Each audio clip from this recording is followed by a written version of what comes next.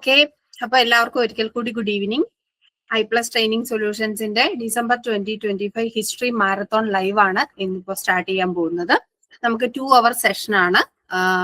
ഒരു 50 questions answer ചെയ്യാനാണ് നമ്മൾ പ്ലാൻ ചെയ്യുന്നത്. അപ്പൊ നിങ്ങൾ പെട്ടെന്ന് ആൻസർ ചെയ്യുക. ഒരുപാട് ടൈം ഓരോ ക്വസ്റ്റ്യൻസിനും എടുക്കരുത്. അപ്പൊ നമുക്ക് അറ്റൻഡ് ചെയ്യുന്ന ക്വസ്റ്റ്യൻസിന്റെ എണ്ണം ഇപ്പോൾ കുറയും.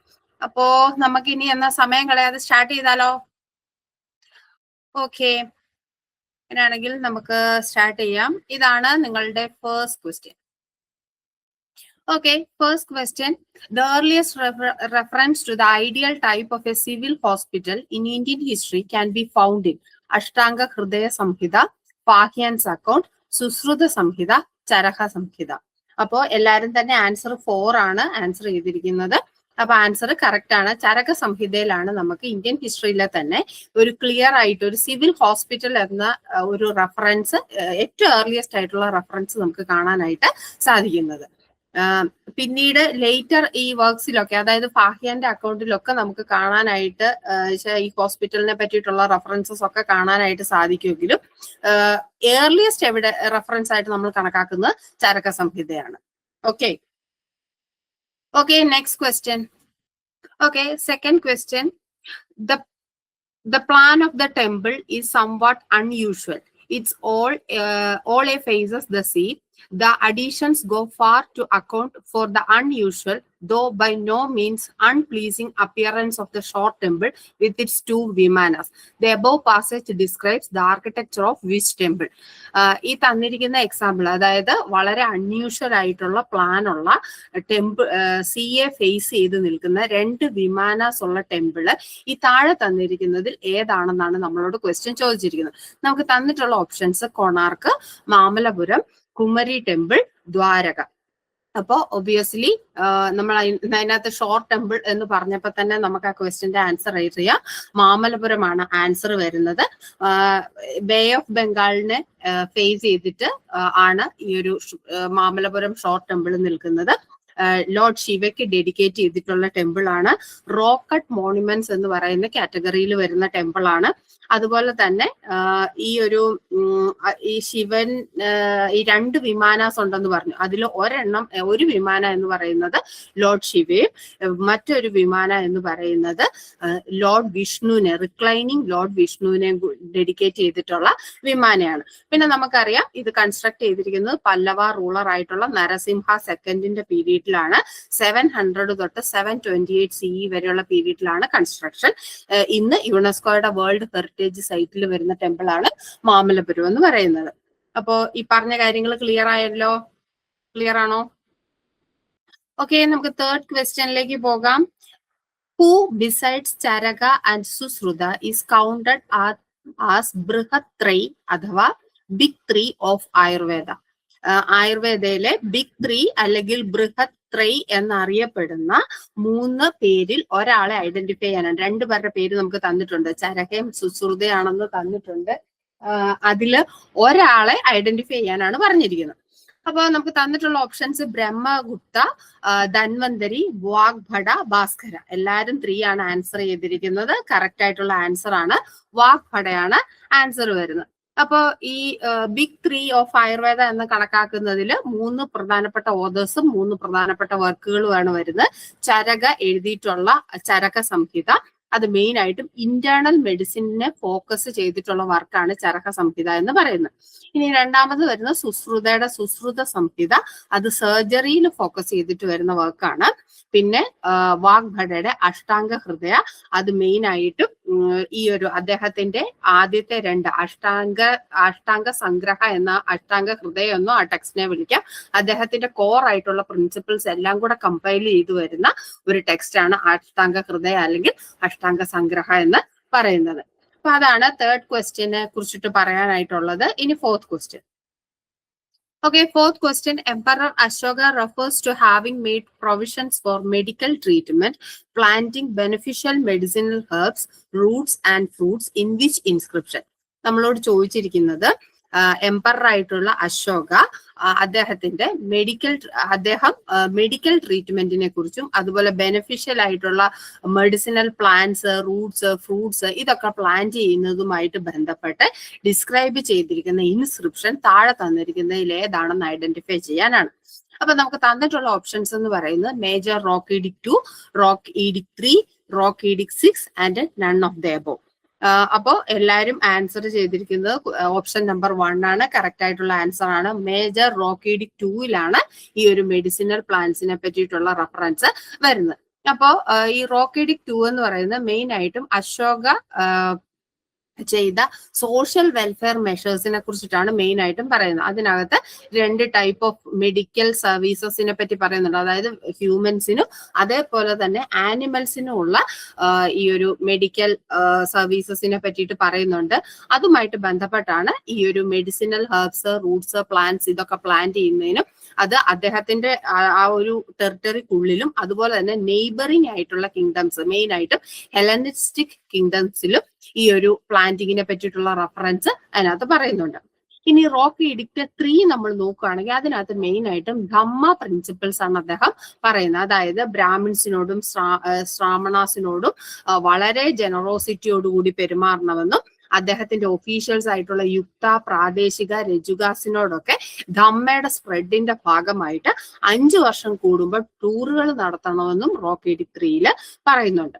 ഇനി റോക്ക് ഈഡിക് 6 നമ്മൾ നോക്കുകയാണെങ്കിൽ മെയിൻ ആയിട്ടും ജനങ്ങളുടെ കണ്ടീഷൻസിനെ കുറിച്ച് അറിയാനായിട്ടും അതുപോലെ തന്നെ അവർക്ക് വേണ്ടിയിട്ടുള്ള വെൽഫെയറിനെ കുറിച്ചിട്ട് അതിനോടുള്ള കമ്മിറ്റ്മെന്റും റെഫർ ചെയ്യുന്ന ഈഡിക്റ്റ് ആണ് റോക്ക് ഈഡിക് 6 എന്ന് പറയുന്നത്.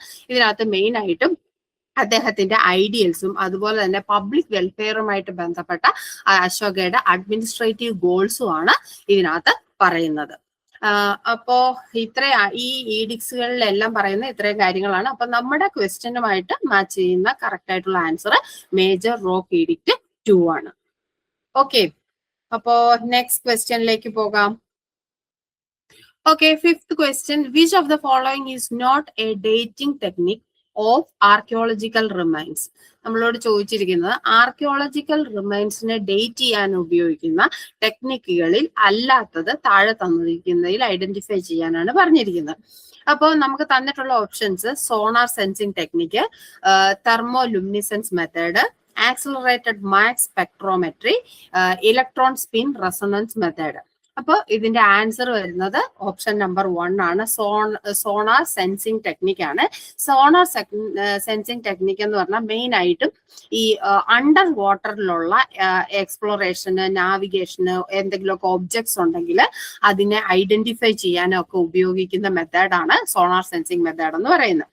അതേസമയം ബാക്കി ഓപ്ഷൻസ് നമ്മൾ നോക്കുകയാണെങ്കിൽ തെർമോ ലൂമിനിസെൻസ് മെത്തേഡ് എന്ന് പറഞ്ഞാൽ നമുക്കറിയാം ആർക്കിയോളജിയിൽ ഡേറ്റിങ്ങിന് വേണ്ടിയിട്ട് ഉപയോഗിക്കുന്ന മെത്തേഡാണ്. അത് മെയിൻ ആയിട്ടും പോട്ടറി, ബേക്ഡ് ക്ലേ, സ്റ്റോൺസ് ഇതിന്റെയൊക്കെ ഡേറ്റ് കൺഫേം ചെയ്യാൻ വേണ്ടിയിട്ട് നമ്മൾ ഉപയോഗിക്കുന്നതാണ്. ഇത് മെയിൻ ആയിട്ടും ഇതിനകത്ത് ട്രാപ്ഡ് ആയിട്ടുള്ള ഇലക്ട്രോൺസിനെ ഹീറ്റ് ചെയ്യുമ്പോൾ അത് റിലീസ് ചെയ്യുന്ന ലൈറ്റിന്റെ അനുസരിച്ചിട്ടാണ് ഈ ഒരു മെത്തേഡ് നമ്മൾ ചെയ്യുന്നത്. ഇനി അടുത്ത മെത്തേഡ് എന്ന് പറയുന്നത് ആക്സിലറേറ്റഡ് മാക്സ് സ്പെക്ട്രോമെട്രി ആണ്. AMS എന്നറിയപ്പെടും. ഇതും റേഡിയോ കാർബൺ മെത്തേഡുമായിട്ട് കണക്റ്റഡ് ആയിട്ടുള്ള മെത്തേഡാണ്. അതായത് ആക്ച്വൽ നമ്പർ ഓഫ് കാർബൺ 14 ആറ്റംസിനെ കൗണ്ട് ചെയ്യാൻ വേണ്ടിയിട്ട് ഉപയോഗിക്കുന്ന മെത്തേഡാണ്. നമ്മുടെ ട്രഡീഷണൽ റേഡിയോ കാർബൺ ഡേറ്റിംഗ് മെത്തേഡിനെക്കാളും കുറച്ചുകൂടി ആക്യുറേറ്റ് ആയിട്ടുള്ള വളരെ സ്മോളർ സാമ്പിൾസിനെ കൃത്യമായിട്ട് ഡേറ്റ് ചെയ്യാൻ വേണ്ടിയിട്ട് ഉപയോഗിക്കുന്ന മെത്തേഡാണ്. ഇനി ഏറ്റവും ലാസ്റ്റ് വരുന്ന ഇലക്ട്രോൺ സ്പിൻ റെസൊണൻസ് മെത്തേഡാണ്. ESR അല്ലെങ്കിൽ EPR സ്പെക്ട്രോസ്കോപ്പി എന്നൊക്കെ അതിനെ വിളിക്കും. ഇത് മെയിൻ ആയിട്ടും നാച്ചുറൽ റേഡിയേഷൻ വഴി ഒരു ഒബ്ജക്റ്റിനകത്ത് ട്രാപ്ഡ് ആയിട്ടുള്ള ഇലക്ട്രോൺസിനെ അക്യുമുലേറ്റ് ചെയ്ത് അതിനെ ഐഡന്റിഫൈ ചെയ്യാൻ വേണ്ടിയിട്ടാണ് ഈ ഒരു മെത്തേഡ് ഉപയോഗിക്കുന്നത്. ക്വാഡ്സ്, ടൂത്ത് ഇനാമല്, കാൽസൈറ്റ്സ് ഇതിനകത്തൊക്കെയുള്ള ഇലക്ട്രോൺസിനെ ഈ ഒരു നാച്ചുറൽ റേഡിയേഷൻ കൊണ്ട് സംഭവിക്കുന്ന ചേഞ്ചസിൽ ഐഡന്റിഫൈ ചെയ്യാനാണ് ഇലക്ട്രോൺ സ്പിൻ റെസൊണൻസ് മെത്തേഡ് ഉപയോഗിക്കുന്നത്. അപ്പൊ ആ 2, 3, 4 dating methods, archaeological dating methods ആണ്. ആദ്യത്തേത് എന്ന് പറയുന്നത് അണ്ടർ വാട്ടറിലുള്ള ഒബ്ജക്ട് ഐഡന്റിഫിക്കേഷനും നാവിഗേഷനും എക്സ്പ്ലോറേഷനും ഒക്കെ ഉപയോഗിക്കുന്ന മെത്തേഡാണ്. ഓക്കെ, അപ്പൊ 6th question. Okay, 6th question. Name the inscription which refers to Krishna approaching his mother Devaki after having slain his enemies. തന്റെ എനിമീസിനെ എല്ലാം കൊന്നതിന് ശേഷം കൃഷ്ണ തന്റെ മദർ ആയിട്ടുള്ള ദേവകിയെ അപ്രോച്ച് ചെയ്യുന്നതുമായിട്ട് ബന്ധപ്പെട്ട് റെഫറൻസ് വരുന്ന ഇൻസ്ക്രിപ്ഷൻ താഴെ തന്നിരിക്കുന്നതിൽ ഏതാണെന്നാണ് ക്വസ്റ്റ്യൻ. അപ്പൊ നമുക്ക് തന്നിട്ടുള്ള options Junagadh inscription, Bhitari inscription, Nanaghat inscription, Nashik inscription. അപ്പൊ ആൻസർ വരുന്നത് ബിഠാരി ഇൻസ്ക്രിപ്ഷൻ ആണ്. ബിഠാരി ഇൻസ്ക്രിപ്ഷൻ എന്ന് പറഞ്ഞാൽ മെയിൻ ആയിട്ടും സ്കന്ദഗുപ്തയുമായിട്ട് ബന്ധപ്പെട്ട അദ്ദേഹത്തിന്റെ പീരീഡിൽ വരുന്ന അദ്ദേഹത്തിന്റെ അച്ചീവ്മെന്റ്സിനെ പ്രൈസ് ചെയ്തുകൊണ്ട് വരുന്ന ഇൻസ്ക്രിപ്ഷൻ ആണ്. ഈ ഒരു ഇൻസ്ക്രിപ്ഷനകത്ത് സ്കന്ദഗുപ്തെ കൃഷ്ണയായിട്ടാണ് കമ്പയർ ചെയ്തിരിക്കുന്നത്. അദ്ദേഹം ഹൂണാസ്, പുഷ്യമിത്രാസും ഒക്കെ ആയിട്ടുള്ള അദ്ദേഹത്തിന്റെ യുദ്ധം, അതിനകത്ത് അദ്ദേഹത്തിന്റെ വിക്ടറി, ഇതൊക്കെ ആയിട്ട് ബന്ധപ്പെട്ട് അദ്ദേഹത്തെ കണക്ട് ചെയ്തിരിക്കുന്ന കൃഷ്ണനുമായിട്ടാണ്. അതുകൊണ്ടാണ് ഈ കൃഷ്ണ ദേവകി സ്റ്റോറി അതിനകത്ത് വരുന്നത്. ഇനി നമ്മൾ ബാക്കിയുള്ള ഇൻസ്ക്രിപ്ഷൻസ് നോക്കുകയാണെങ്കിൽ ജുനഗഡ് ഇൻസ്ക്രിപ്ഷൻ 150 CE കാലഘട്ടത്തിലാണ്. രുദ്രദാമൻ ഫസ്റ്റിന്റെ ഇൻസ്ക്രിപ്ഷൻ ആണ്. സുദർശന ലേക്കും അതിന്റെ ഹിസ്റ്ററിയും ഒക്കെ ആയിട്ട് ബന്ധപ്പെട്ട് അതിന്റെ റിപ്പയറും കാര്യങ്ങളും ഒക്കെ ആയിട്ട് ബന്ധപ്പെട്ട് വരുന്ന ഇൻസ്ക്രിപ്ഷൻ ആണ് ജുനഗഡ് ഇൻസ്ക്രിപ്ഷൻ എന്ന് പറയുന്നത്. ഇനി നനാഗഡ് ഇൻസ്ക്രിപ്ഷൻ എന്ന് പറയുന്നത് കമ്പോസ് ചെയ്തിരിക്കുന്ന ശതകർണി ഫസ്റ്റിന്റെ വൈഫായിട്ടുള്ള ക്വീൻ നഗാനികയാണ്. ഇതിനകത്ത് ഈ ശതകർണി ഫസ്റ്റിന്റെ അച്ചീവ്മെന്റ്സിനെ കുറിച്ചിട്ടും റിലീജിയസ് റിച്വൽസിനെ പറ്റിയിട്ടും ഒക്കെയാണ് മെയിൻ ആയിട്ടും റെഫറൻസ് കൊടുത്തിരിക്കുന്നത്. ഇനി നാസിക് ഇൻസ്ക്രിപ്ഷൻ എന്ന് പറയുന്ന ശതവാഹന പീരീഡിലാണ്. ഗൗതമി പുത്ര ശതകർണിയുടെ പീരീഡിലുള്ള ഇൻസ്ക്രിപ്ഷൻ ആണ് നാസിക് ഇൻസ്ക്രിപ്ഷൻ. ഈ ഒരു ഇൻസ്ക്രിപ്ഷനകത്ത് നമുക്ക് റോയൽ ലീനിയേജിനെ കുറിച്ച്, ലാൻഡ് ഗ്രാൻഡുകളിനെ കുറിച്ച്, ബുദ്ധിസ്റ്റുകൾക്ക് കൊടുത്ത ഡൊണേഷൻസിനെ പറ്റിയിട്ടൊക്കെയാണ് ഈ ഒരു ഇൻസ്ക്രിപ്ഷനകത്ത് മെയിൻ ആയിട്ടും പറഞ്ഞിട്ടുള്ളത്. അപ്പോൾ നമുക്ക് ഇതിനകത്ത് ക്ലിയർ ആയിട്ട് മനസ്സിലാക്കാൻ പറ്റുന്ന ആൻസർ എന്ന് പറയുന്നത് ബിഠാരി ഇൻസ്ക്രിപ്ഷൻ ആണ്. സ്കന്ദഗുപ്തയുടെ പീരീഡിലാണ് വരുന്നത്. ഹൂണാസിന്റെ ഡിഫീറ്റുമായിട്ട് ബന്ധപ്പെട്ടാണ് കൃഷ്ണ ദേവകി സ്റ്റോറിയെ ഇതിനകത്ത് കണക്ട് ചെയ്തിരിക്കുന്നത്.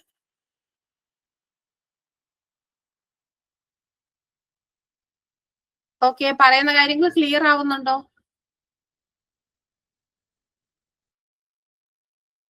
ഓക്കെ, അങ്ങനെയാണെങ്കിൽ നമുക്ക് നെക്സ്റ്റ് ക്വസ്റ്റ്യനിലേക്ക് പോകാം. Question number 7. Okay, question number 7.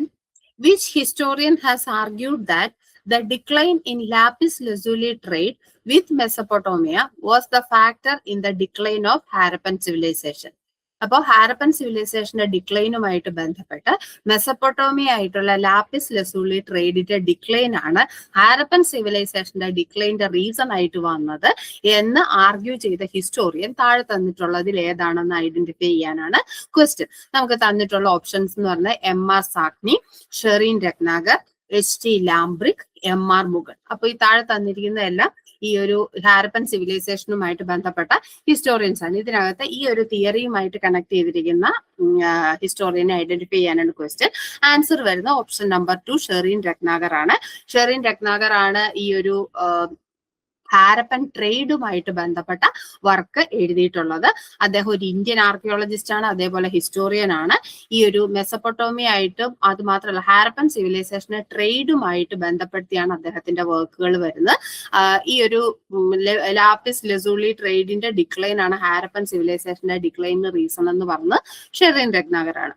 ഇനി M.R. സാക്നിയെ നോക്കുകയാണെങ്കിൽ അദ്ദേഹത്തിന്റെ അഭിപ്രായ പ്രകാരം ഇൻഡസിലുണ്ടായ ഫ്ലഡ്സും അതുപോലെ തന്നെ ടെക്ടോണിക് മൂവ്മെന്റ്സും ആണ് ഈ ഒരു ഹാരപ്പൻ സിവിലൈസേഷന്റെ ഡിക്ലൈന്റെ റീസൺ ആയിട്ട് വരുന്നത്. മെയിൻ ആയിട്ടും മോഹൻജദാരോ പോലുള്ള സിറ്റീസ് ഒക്കെ ഡിക്ലൈൻ ചെയ്യാനുള്ള റീസൺ ഈ ഫ്ലഡും ടെക്ടോണിക് മൂവ്മെന്റ്സും ആണെന്നാണ് അദ്ദേഹം പറയുന്നത്. ഈ H.T. ലാംബ്രിക്കിന്റെ പോയിന്റ് ഓഫ് വ്യൂവിൽ നോക്കുകയാണെങ്കിൽ റിവർ ഇൻഡസിന്റെ കോഴ്സ് ചേഞ്ച് ചെയ്തോടെ അത് ഷിഫ്റ്റ് ചെയ്തോട് കൂടിയിട്ടാണ് മോഹൻജദാരോ പോലത്തെ സിറ്റീസിന് വെള്ളമില്ലാതെ അവിടെ ഒരു വാട്ടർ സ്റ്റാർവേഷൻ വരികയും ആ ഒരു റീജിയനിൽ നിന്ന് ആളുകൾ അവിടുത്തെ ഇൻഹാബിറ്റൻസ് അബാൻഡൻ ചെയ്തു പോവുകയും ചെയ്തതെന്നാണ് അദ്ദേഹം പറയുന്നത്. ഇത് കൂടാതെ ഭയങ്കരമായ വിൻഡ് വരുന്നത് കൊണ്ട് പല പ്രദേശങ്ങളിലും നമുക്ക് സിൽറ്റിന്റെ ലെയേഴ്സ് ഈ കാറ്റടിച്ചിട്ട് മണ്ണ് കൊണ്ടൊന്നും ഇങ്ങനെ പല ലെയേഴ്സ് ആയിട്ട് ഫോം ചെയ്യുന്നത് നമുക്ക് കാണാനായിട്ട് സാധിക്കും എന്നാണ് പറഞ്ഞിരിക്കുന്നത്. അതായത് ഈ ഒരു MR സാക്നി പറഞ്ഞ പോലെ ഫ്ലഡ് ഒന്നും കൊണ്ടല്ല നമുക്ക് ഈ സ്ലിറ്റിന്റെ ലെയേഴ്സ് കാണുന്നത്, വിൻഡാണ് അതിന്റെ റീസൺ. ഇൻഡസ് റിവറിന്റെ ഷിഫ്റ്റ് ആണ് ഈ ഒരു ഹാരപ്പൻ സിവിലൈസേഷന്റെ ഡിക്ലൈന്റെ റീസൺ എന്നാണ് എച്ച് ലാംബ്രിക്കിന്റെ അഭിപ്രായം. ഇനി MR മുഗളിന്റെ കേസ് നോക്കുകയാണെങ്കിൽ അദ്ദേഹം ഈ ഒരു സിവിലൈസേഷന്റെ ഡിക്ലൈനുമായിട്ട് ബന്ധപ്പെട്ട് തിയറീസ് പറഞ്ഞൊരു വ്യക്തിയല്ല. അദ്ദേഹം കൂടുതലും പ്രീ അർബൻ അല്ലെങ്കിൽ early Indus period, pre Harappan പീരീഡിനെ കുറിച്ച് മനസ്സിലാക്കാനായിട്ട് അതുമായിട്ട് ബന്ധപ്പെട്ട കാര്യങ്ങളെ കുറിച്ചാണ് ഡിസ്ക്രൈബ് ചെയ്തിരിക്കുന്നത്. മെയിൻ ആയിട്ടും ഇൻഡസ് പ്ലെയിനിലെ ആദ്യകാല ഇൻഹാബിറ്റേഷൻസ് ഒക്കെ എങ്ങനെയായിരുന്നു, പിന്നീട് ഇൻഡസ് പ്ലെയിനിന്റെ ഒരു ഡെവലപ്മെന്റ് എങ്ങനെയായിരുന്നു, ഇങ്ങനെയുള്ള കാര്യങ്ങളാണ് MR മുഗളിന്റെ വർക്കിനകത്ത് നമുക്ക് കാണാനായിട്ട് സാധിക്കുന്നത്. അപ്പൊ ആൻസർ വരുന്നത് ഓപ്ഷൻ നമ്പർ 2 ഷെറീൻ ടെക്നാഗർ ആണ്. Okay, next question. Okay, eighth question. Which thinker of the following wrote the new instrument and said knowledge is power? Knowledge is power എന്ന് പറഞ്ഞ സ്റ്റേറ്റ്മെന്റ് പറയുകയും ആ സ്റ്റേറ്റ്മെന്റ് അദ്ദേഹത്തിന്റെ ദ ന്യൂ ഇൻസ്ട്രുമെന്റ് എന്ന് പറയുന്ന വർക്കിനകത്ത് refer ചെയ്യുകയും ചെയ്ത തിങ്കർ താഴെ തന്നിരിക്കുന്നതിൽ ആരാണെന്നാണ് ക്വസ്റ്റ്യൻ. നമുക്ക് തന്നിട്ടുള്ള options René Descartes, Blaise Pascal, Francis Bacon, Spinoza. അപ്പോ നമ്മുടെ ആൻസർ ഇതിനകത്ത് വരുന്നത് ഓപ്ഷൻ നമ്പർ 3 ഫ്രാൻസിസ് ബേക്കൺ ആണ്. അദ്ദേഹം ഒരു ഇംഗ്ലീഷ് ഫിലോസഫർ ആണ്, അതേപോലെ തന്നെ ഒരു സ്റ്റേറ്റ്സ്മാനും ആണ്. അദ്ദേഹമാണ് ഈ നോളജ് ഈസ് പവർ എന്ന് പറയുന്ന സ്റ്റേറ്റ്മെന്റ് പറഞ്ഞത്. ഈ ഒരു നോളജ് ഈസ് പവർ എന്ന് പറയുന്ന സ്റ്റേറ്റ്മെന്റ് അദ്ദേഹത്തിന്റെ മെഡിറ്റേഷനസ് സാക്രേ എന്ന് പറയുന്ന വർക്കിനകത്താണ് വരുന്നത്. ദ ന്യൂ ഇൻസ്ട്രുമെന്റ് എന്ന് പറയുന്ന വർക്കിനകത്തല്ല വരുന്നത്.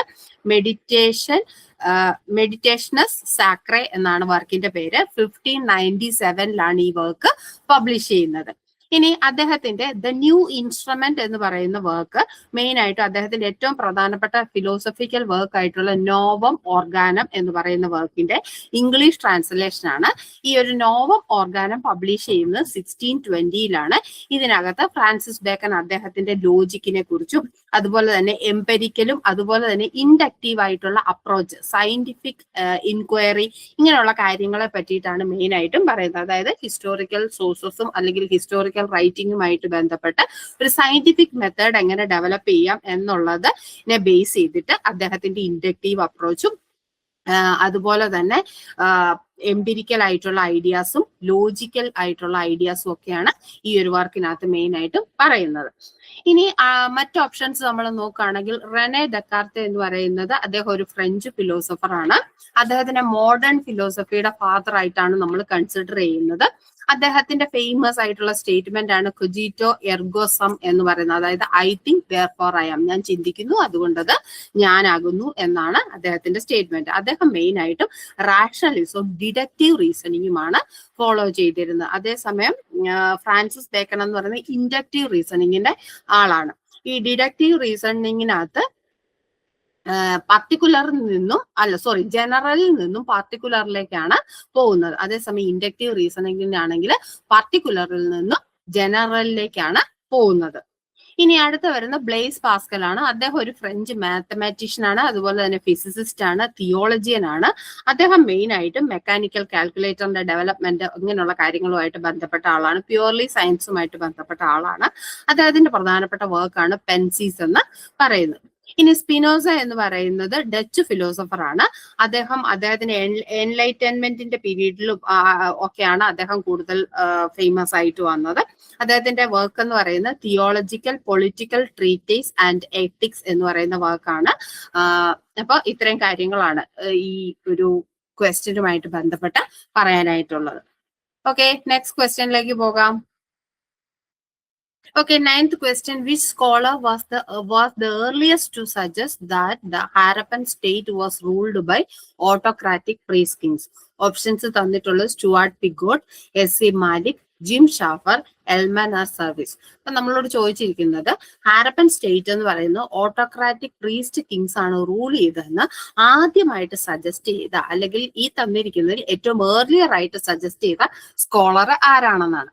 അപ്പൊ നമുക്ക് തന്നിരിക്കുന്ന ഓപ്ഷനിൽ കറക്റ്റ് ആയിട്ടുള്ള ആൻസർ സ്റ്റുവാർട്ട് പിഗോട്ട് ആണ്. ഓപ്ഷൻ നമ്പർ 1 ആണ്. അപ്പോ ഈ സ്റ്റുവാർട്ട് പിഗോട്ട് എന്ന് പറയുന്ന ആള്, അദ്ദേഹത്തിന്റെ ഒരു അഭിപ്രായ പ്രകാരം ഹാരപ്പൻ സ്റ്റേറ്റ് എന്ന് പറയുന്നത് ഹൈലി സെൻട്രലൈസ്ഡ് ആയിട്ടുള്ള ഒരു എംപയർ ആണ്. അങ്ങനെ ഒരു സെൻട്രലൈസ്ഡ് ആയിട്ടുള്ള എംപയർ ഫോം ചെയ്യണമെങ്കിൽ എന്ത് വേണം? ഒരു ഓട്ടോക്രാറ്റിക് പ്രീസ്റ്റ് കിങ്സ് റൂൾ ചെയ്യുന്ന കൃത്യമായിട്ട് ഒരു ഗവൺമെന്റ് വേണം. അപ്പൊ അദ്ദേഹത്തിന്റെ അഭിപ്രായത്തിൽ ഓട്ടോക്രാറ്റിക് പ്രീസ്റ്റ് കിങ്സ് ആണ് അത് ഗവേൺ ചെയ്തിരുന്നത്. സെൻട്രലൈസ്ഡ് ആയിട്ടുള്ള ഒരു എംപയർ ഉണ്ട്. മാത്രമല്ല ഹാരപ്പൻ സിവിലൈസേഷന് 2 ക്യാപിറ്റൽസ് ആണുള്ളത്, മോഹൻജദാരോ ആൻഡ് ഹാരപ്പ. അദ്ദേഹത്തിന്റെ ഈ ഒരു ഐഡിയ വരുന്ന 1950 കാലഘട്ടങ്ങളിലാണ്. ഈ ഒരു വ്യൂ അദ്ദേഹം മെയിൻ ആയിട്ട് കൊണ്ടുവരാനുള്ള റീസൺ ഹാരപ്പൻ സിവിലൈസേഷനിൽ മൊത്തമായിട്ട് കാണുന്ന കൾച്ചറൽ ആയിട്ടുള്ള യൂണിഫോമിറ്റി, അതുപോലെ standardized weights and measures, urban planning, ഇതൊക്കെ നമ്മളെ ഒരു സ്ട്രോങ്ങും സിംഗിളും സെൻട്രൽ അതോറിറ്റിയുടെ റെഫറൻസിലേക്കാണ് നമ്മളെ കൊണ്ടുചെന്ന് എത്തിക്കുന്നതെന്നാണ് അദ്ദേഹത്തിന്റെ അഭിപ്രായം. ഇനി എസ്.സി. മാലിക്കിനെ കുറിച്ച് പറയുകയാണെങ്കിൽ അദ്ദേഹം ഈ ഒരു സെയിം ഐഡിയയിൽ തന്നെ ഫോക്കസ് ചെയ്ത ആളാണ്. പക്ഷെ അദ്ദേഹത്തിന്റെ ഐഡിയ കുറച്ചുകൂടി ഇതിനു ശേഷം 1950 ശേഷമാണ് പ്രസന്റ് ചെയ്യപ്പെടുന്നത്. അതായത് ഏകദേശം 1968 ആയപ്പോഴാണ് അദ്ദേഹം ഈ ഒരു ആർഗ്യുമെന്റിലേക്ക് വരുന്നത്. അദ്ദേഹവും പറയുന്ന ഒരു സ്ട്രോങ്ങും സെൻട്രലൈസ്ഡ് ആയിട്ടുള്ള സ്റ്റേറ്റും ഹാരപ്പൻ സിവിലൈസേഷന് ഉണ്ടായിരുന്നു. ഒരു ഹാരപ്പൻ പോളിറ്റി എന്ന് പറയുന്ന ഒരു ചീഫ്ഡം സ്റ്റേജിന്റെ എക്സാമ്പിൾ ആയിട്ട് നമുക്ക് കാണാം. അതായത് കിൻഷിപ്പ് സൊസൈറ്റിയിൽ നിന്നും സിവിൽ സ്റ്റേറ്റ് സൊസൈറ്റിയിലേക്ക് ഒരു ട്രാൻസിഷണൽ പീരീഡ്, അതായത് ബ്രദർഹുഡിനെ ബേസ് ചെയ്തിട്ട് ഉള്ള ഒരു അഡ്മിനിസ്ട്രേഷനിൽ നിന്നും ഒരു ഫുൾ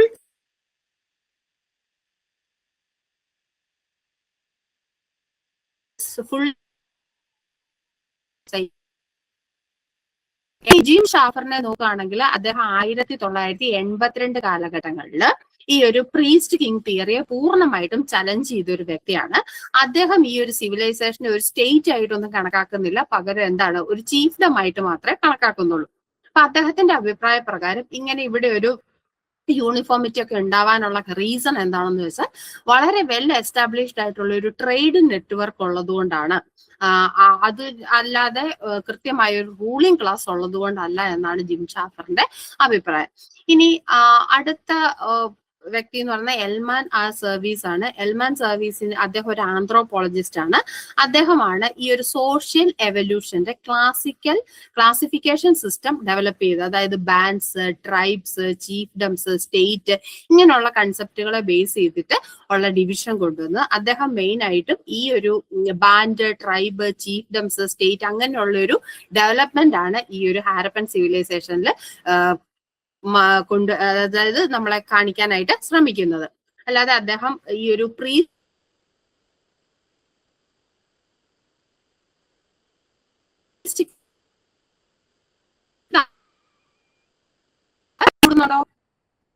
ക്ലിയർ ആവുന്നുണ്ടോ?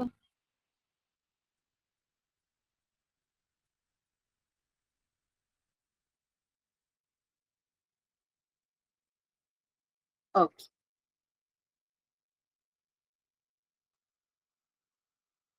വോയിസ് ബ്രേക്ക് ആവുന്നുണ്ടോ?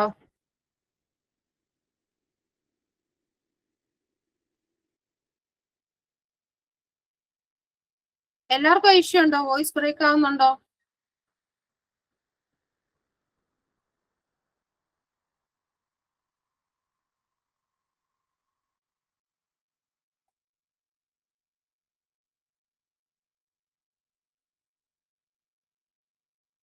ഓക്കെ, നെറ്റ്വർക്കിന്റെ ഇഷ്യൂ ആയിരിക്കണം. ഇനി എന്തെങ്കിലും ഇഷ്യൂ ഉണ്ടെങ്കിൽ ഒന്ന് പറയണേ. ഓക്കെ, അപ്പോ നമുക്ക് നെക്സ്റ്റ് ക്വസ്റ്റ്യനിലേക്ക് പോകാം. Question number 10. Sorry, 10th question ഒരു പ്രശ്നമുണ്ട്. അതായത് ആ ക്വസ്റ്റ്യന്റെ ആൻസർ അത് ആ ക്വസ്റ്റ്യനെ തന്നെ കിടപ്പുണ്ട്. അതുകൊണ്ടാണ് ഞാൻ ആ ക്വസ്റ്റ്യൻ മാറ്റിയത്.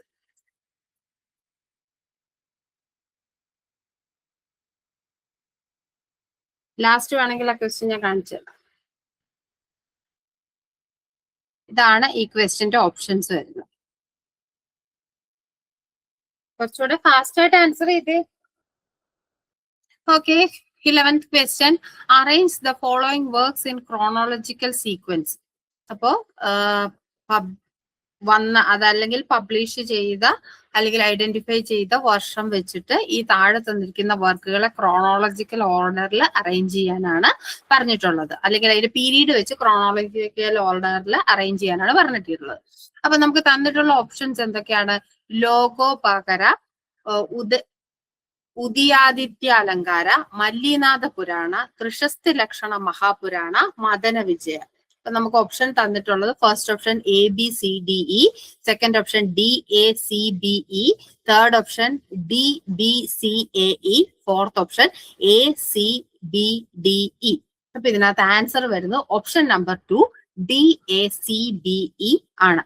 അപ്പോ നമുക്ക് ഈ ആൻസർ ഒന്ന് വിശദമായിട്ട് നോക്കാം. അപ്പോ നമുക്ക് ഈ ഒരു ഇതിന്റെ ഓർഡർ വരുന്നത് ത്രിശസ്തി ലക്ഷണ മഹാപുരാണ ആദ്യം വരും, അതിനുശേഷമാണ് ലോകോപകര വരുന്നത്, അതിനുശേഷം മല്ലിനാഥ പുരാണ, അത് കഴിഞ്ഞ് ഉദയാദിത്യ അലങ്കാര, ഏറ്റവും ലാസ്റ്റ് മദന വിജയ. അങ്ങനെയാണ് ഇതിന്റെ ഒരു ഓർഡർ വരുന്നത്. നമുക്ക് ആദ്യം ത്രിശസ്തി ലക്ഷണ മഹാപുരാണ എന്ന് പറയുന്നത് ഒരു ജെയിൻ ടെക്സ്റ്റ് ആണ്. ഹേമചന്ദ്ര 12th സെഞ്ച്വറി കാലഘട്ടത്തില് കുമാരപാലയുടെ പീരീഡില്, സോളങ്കി ഡൈനാസ്റ്റിയുടെ പീരീഡിലുള്ള പാലയുടെ പീരീഡിലാണ് ഈ ഒരു വർക്ക് വരുന്നത്. ജെയിൻ ലിറ്ററേച്ചറിൽ തന്നെ ഏറ്റവും പ്രധാനപ്പെട്ട ഒരു വർക്കായിട്ടാണ് നമ്മൾ ഇതിനെ കണക്കാക്കുന്നത്. ഇനി ലോകോപകര എന്ന് പറഞ്ഞാല് ചാവുണ്ടരായ സെക്കൻഡ് എന്ന് പറയുന്ന റൂളർ ഏകദേശം 1025 CE-യിലാണ് ഇത് കമ്പോസ് ചെയ്യപ്പെടുന്നത്. കന്നഡ എൻസൈക്ലോപീഡിക് വർക്ക് ആയിട്ടാണ് ഇതിനെ കണക്കാക്കുന്നത്. ഇതിനകത്ത് സാൻസ്ക്രിറ്റ് കന്നഡ ടെക്സ്റ്റിന്റെ ഒക്കെ ലേറ്റസ്റ്റ് ആയിട്ട് വരുന്ന സാൻസ്ക്രിറ്റ് കന്നഡ ടെക്സ്റ്റിന്റെ ഒക്കെ പ്രീ ഡേറ്റിൽ വരുന്ന ഒരു ടെക്സ്റ്റ് ആണ് ലോകോപകര എന്ന് പറയുന്നത്. ഇനി മല്ലിനാഥ പുരാണ എന്ന് പറയുന്ന നാഗചന്ദ്ര എന്ന് പറയുന്ന വ്യക്തിയാണ് എഴുതിയിരിക്കുന്നത്. നാഗചന്ദ്രയെ നമ്മൾ അഭിനവ പമ്പ എന്ന് വിളിക്കും. 12th സെഞ്ച്വറിയിലാണ് വർക്ക് വന്നിട്ടുള്ളത്. കന്നഡ വർക്കാണ്, പക്ഷെ അതിനകത്ത് നമുക്ക് ജെയിൻ ആസ്പെക്റ്റുകളും കാണാനായിട്ട് സാധിക്കും. ഒരു എപ്പിക് നറേറ്റീവ് ഫോമിലാണ് അത് പ്രസന്റ് ചെയ്തിരിക്കുന്നത്. ഇനി ഉദയാദിത്യ അലങ്കാര എന്ന് പറയുന്നത് ഒരു ലിറ്റററി കോമ്പോസിഷൻ ആണ്. മിഡീവൽ പീരീഡിൽ ഏകദേശം 14th 15th സെഞ്ച്വറിയിൽ വരുന്ന ഒരു വർക്കാണ്. ഇനി മദന വിജയ എന്ന് പറയുന്നത് സാൻസ്ക്രിറ്റ് പോയറ്റിക് വർക്കാണ്. അത് 17th സെഞ്ച്വറിയിൽ എഴുതുകയാണ്. സാൻസ്ക്രിറ്റ് ലിറ്ററേച്ചറിന്റെ തന്നെ ഒരു മോഡേൺ ഫേസിലാണ് ആ ഒരു വർക്ക് എഴുതപ്പെട്ടിരിക്കുന്നത്. ഇനി ഈ ത്രിശസ്തി ലക്ഷണ മഹാപുരാണ നമ്മൾ നേരത്തെ പറഞ്ഞ ജെയിൻ എപ്പിക്കാണ്. ഹേമചന്ദ്രയാണ് കമ്പോസ് ചെയ്തിരിക്കുന്നത്. സോളങ്കി റൂളേഴ്സിന്റെ അഡ്വൈസ് പ്രകാരമാണ് ഈ ഒരു വർക്ക് എഴുതിയിരിക്കുന്നത്. ഇനി ലോകോപകര എന്ന് പറഞ്ഞാൽ കന്നഡ പ്രോസ് ആണ്. അതിനകത്ത് മെയിൻ ആയിട്ടും അഗ്രികൾച്ചർ മുതൽ ആസ്ട്രോളജി വരെ ഉള്ള ടോപ്പിക്സിനെ കവർ ചെയ്തുകൊണ്ട് വരുന്ന അതിന്റെ ഡീറ്റെയിൽസ് ഒക്കെ പറയുന്ന ഒരു വർക്കാണ്. ആ ഒരു കാലഘട്ടത്തിലെ നോളജിനെ ബേസ് ചെയ്തിട്ടാണ് ആ ഒരു വർക്ക് എഴുതിയിരിക്കുന്നത്. മല്ലിനാഥ പുരാണ 9th സെഞ്ച്വറി ജെയിൻ തീർത്ഥങ്കരനായിട്ടുള്ള മല്ലിനാഥയുടെ ലൈഫ് സ്റ്റോറിയാണ്. അദ്ദേഹം ഈ ഒരു വർക്ക് ചമ്പു സ്റ്റൈലിലാണ് വന്നിട്ടുള്ളത്. ഉദയാദിത്യ അലങ്കാര എന്ന് പറയുന്ന ഒരു അലങ്കാര ട്രീറ്റേഴ്സ് ആണ്. അത് സാൻസ്ക്രിറ്റ് പോയറ്റിക് ടെക്നിക്സിനെ കുറിച്ചിട്ടുള്ള വർക്കാണ്.